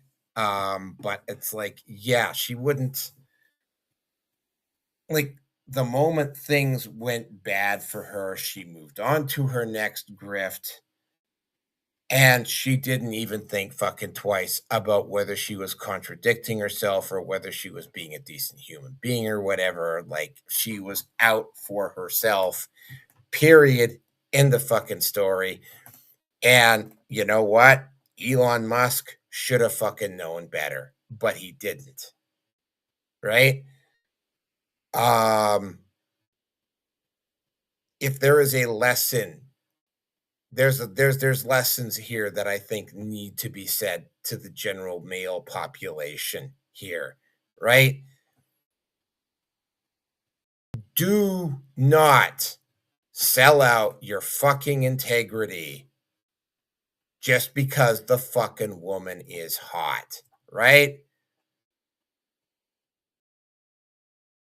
Taking a look at Casey Anthony, and you can tell that when she was younger, she was hot as fuck. You take a look at Ashley St. Clair, and she's hot as fuck, right? And there are guys out there that are completely willing to fucking sell out and they're willing to champion feminism and defend, as I'm currently dealing with an individual on Facebook that's doing it right, to absolutely defend outright fucking stupidity to the point where they make themselves look like complete fucking morons for a woman that might not know she exists or might not even care that he's fucking doing it, right? And it's like, And here's the tragic part on this. You tell a lot of guys that that's what he's fucking doing, and he'll just keep on fucking doing it, right? Now, if I had a personal preference on this, I would say, like, let's make these idiots look as stupid as humanly fucking possible. That's just me, though, right? Um, you know, yeah, dude, it's like both of these cases, like, don't give up the baby for the fucking bathwater, right? Don't give up the bathwater for the baby. Like, just wow. Looking again, go just kind of bringing this back up. Again, they went after Casey Anthony with the death penalty for a fucking reason, because what she did was disgusting, and she was like, her behavior indicated that she was a disgusting human being. And then you take a look at that post, which I am going to just temporarily post up again, and you take a look at some of the stuff that she was saying on Twitter and Facebook, and you realize it's like, yeah, you know what? Like, they were doing the death penalty on her for a goddamn reason. And you look at Ashley St. Clair, looked really pretty, put on a fucking MAGA hat, put on tight-fitting fucking clothes, showed off, said a few of the right things, and there were guys completely and utterly willing to just completely fucking throw themselves at her. Right? Here's the thing. I mean, she really didn't do all that much. She just said a few of the right things. And there were lots of guys that were willing to fucking do it. And it's like, if you were one of those guys, I'm just going to fucking say it right. If you were one of those fucking idiots that was doing that, I think you're a fucking weak ass fucking simp. I think you need to start working on your critical thinking skills. And I think you need to grow a fucking brain. Right? Are you proud of the fact that you simped the fuck out for Ashley St. Clair? Are you proud that you stuck up for her when she was attacking people and giving bullshit opinions about the manosphere? Are you fucking proud of that now? Well, are you? Anyway, you know what? I could go on and on and on and on about this, but I'm done. I'm going to turn it over to Robert, because we need to get this show done. Well, there's two sides to everything, and it's just not women that does it, it's guys too. And women are the same way about good-looking guys. They get real stupid about the situation. I would say they're more that way about rich guys than they are about good-looking guys. Oh yeah, but what I'm referring to is that, well, when the opposite pops up and they looking and they getting slobbering and all that, both guys and women, they don't use common sense, for crying out sakes. What you're seeing is an appearance of whatever the person's doing. And if you don't get to know, like you said, if you don't get to know them mentally and physically, are you falling in with a fake person or the real McCoy? Who you're saying is who you are might not be as who you really are. If you're giving someone like a song and dance routine, that's all you're giving. You're not telling them the real you. Not letting them get to know you as a person. If you're sitting there lying about things, about making big far-fetched stories up about how this is how you are, all sorts of other things, and how you live your life and that, how people have done this and done that, well, it really defeats the purpose of looking for the real thing, because can you actually say that the person's going to like you if that person ever finds out that you lied about a whole lot about your life and about everything about you? Okay, they're going to that's like what she did to him. She probably sat there and gave a song and dance to him, and who knows how, because she knows that with her looks stress and her fatigue, that with anyone, if she plays it the right way, she can get a person, the guy's hormones are going, and like as they said, the second or the third brain works more in that situation than the top one does. Okay, and that woman that they're saying killed her daughter. Well, there was a guy and woman. I think it was in New York a few years ago. Was investigated because their child came up missing from the home, and they finally found the child dead. They did about a few miles down the road from the area from where that girl was disappeared from. And there's other cases of that same thing. Couples that does that together, and there was one that killed her girls. They were a whole lot older, like 10 to 15.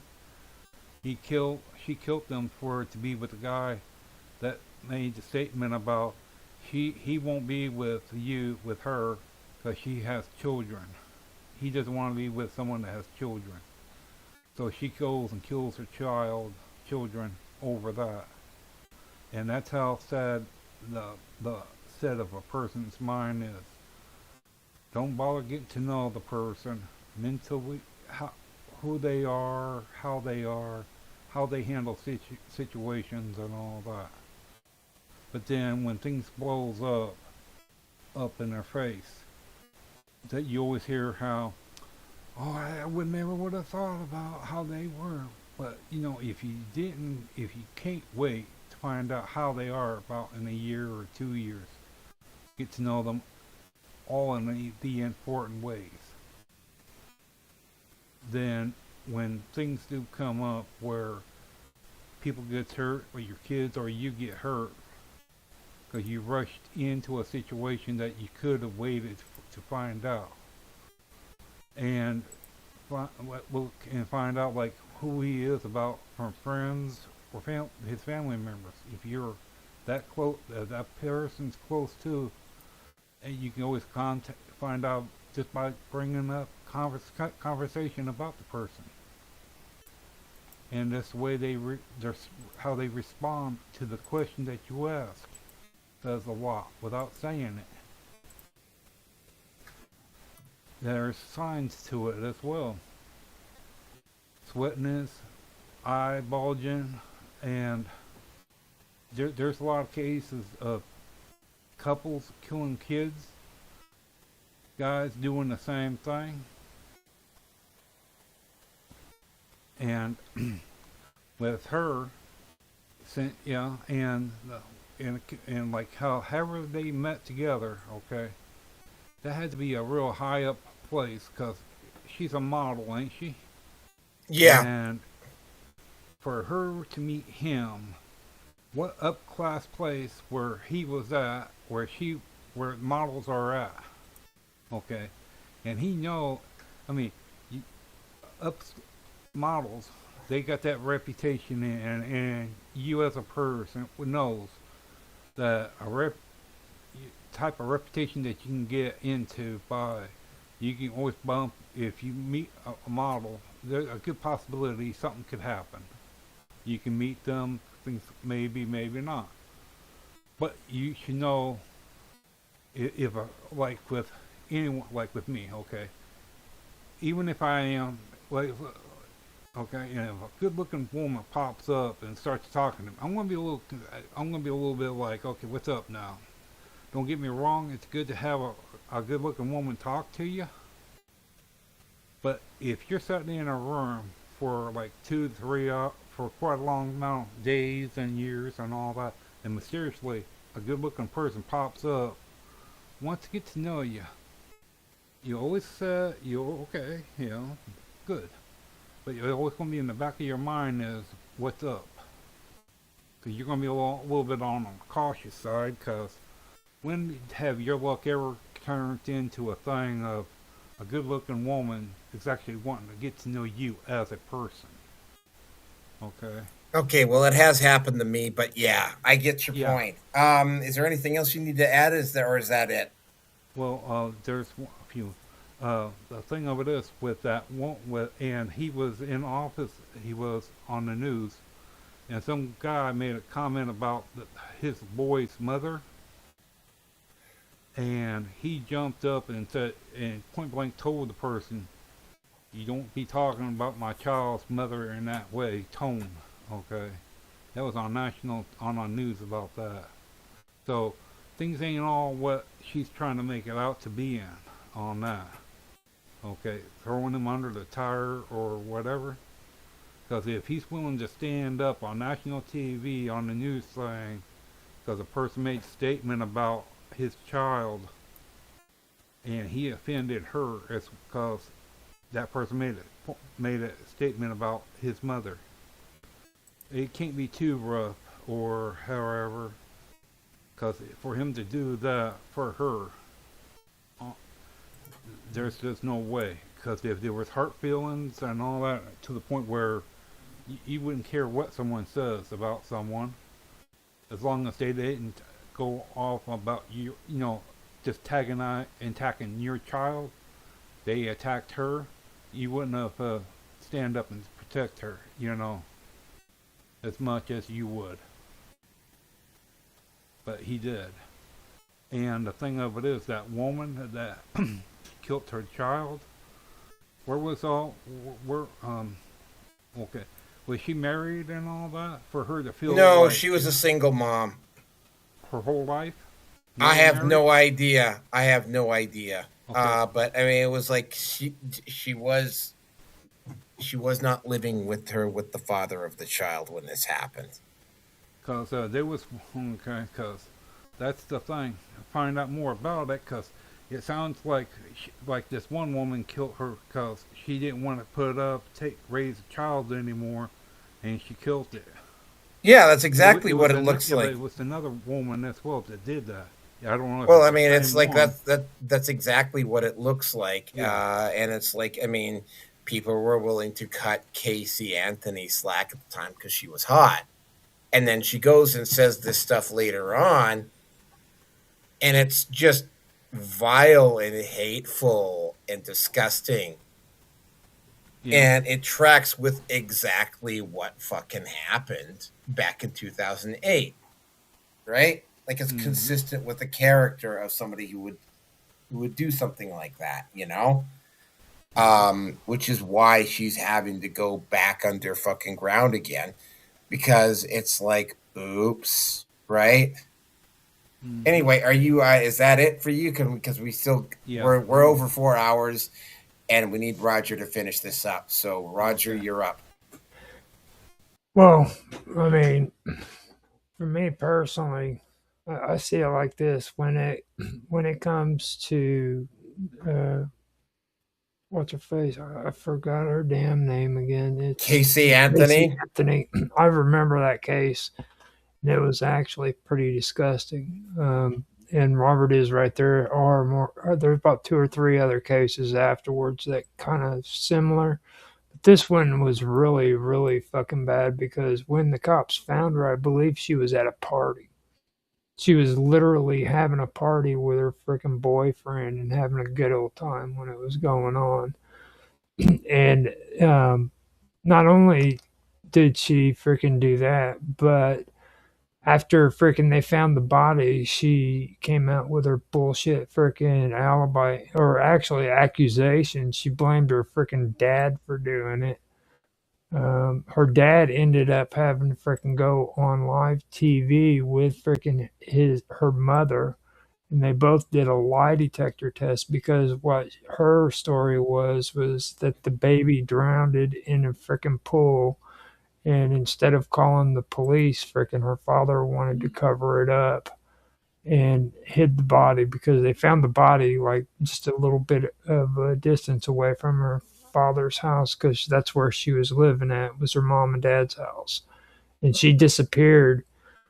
And after a while, freaking her mom and dad was wondering what was going on with the baby. And that's when it all started. So after that, they had to do a search for her, and it took a while afterwards. I think it was another month or so before they found the body, which was a short distance away from the house. Now, that's my whole say on that. That's actually pretty disgusting, and the fact that she's a freaking legal advocate is pretty disgusting too. Like she didn't get penalized for any of that. As a matter of fact, after making accusations about her father being the one who did it, her father didn't even freaking get any kind of freaking criminal investigation or anything on him whatsoever. Freaking none of them.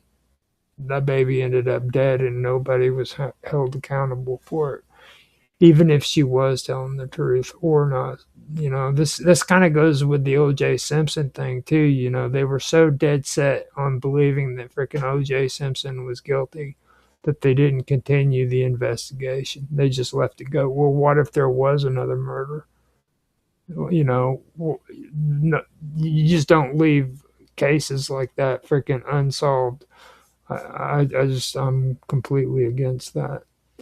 And with the chick that was Elon Musk, I want to point out something because I don't know if Robert knows this or not, but he's had multiple women who have had babies from him. So my best advice is with Elon Musk. That man should sleep with his pants on. Okay, every time that man drops his freaking pants, he freaking creates a village. Okay, he does not need to freaking be.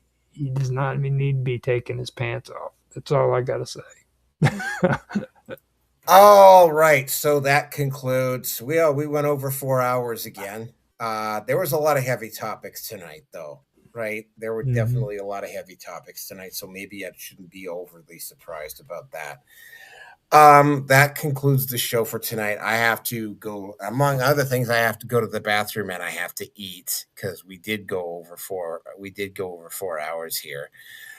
As per always, I will close it out with Inserted or Two by Anna Ekstrom and Anna Dagger. That is it, guys. It will be, I am not sure exactly what the time. We will definitely be talking about the tick boxes and the missing scientists for 450, 496. Might add a couple more topics. I'm not sure. A lot happened this week. And that will be on the 4th. I don't know what time on the 4th because the 4th is also, it's a personal day, and that's part of the reason why I do want to do a show on the 4th, because there is a personal anniversary, which I will probably also be covering on the 4th, but I don't know what time. I will be leaving the house for a few hours tomorrow because I have what amounts to a fucking almost a holy trip that I got to make, a personal trip I got to make to multiple locations. If you want, you would on that. I've got a suggestion about the missing scientists. If you want to do it, I'm not. It's up to you, though. Well, yeah, we can talk about it offline. It's just real quick. It's David Hancock. You might want to look into that and add that to your topic that night because there's some things people have been talking about with that too. So. Yep. Okay. Well. Yeah, it's gonna be a conspiracy / personal show on the 4th. Don't know what time it's gonna start. It will start as soon as my personal reflection is done. As soon as I get home, then I'll take care of it. It might be later on in the evening. It might be early on in the evening. But anyway, that is it for tonight. This is Inserted To by Anna Ekstrom and Anna Dagger. Thank you, everybody, for showing up tonight, and we will see you in a couple of days.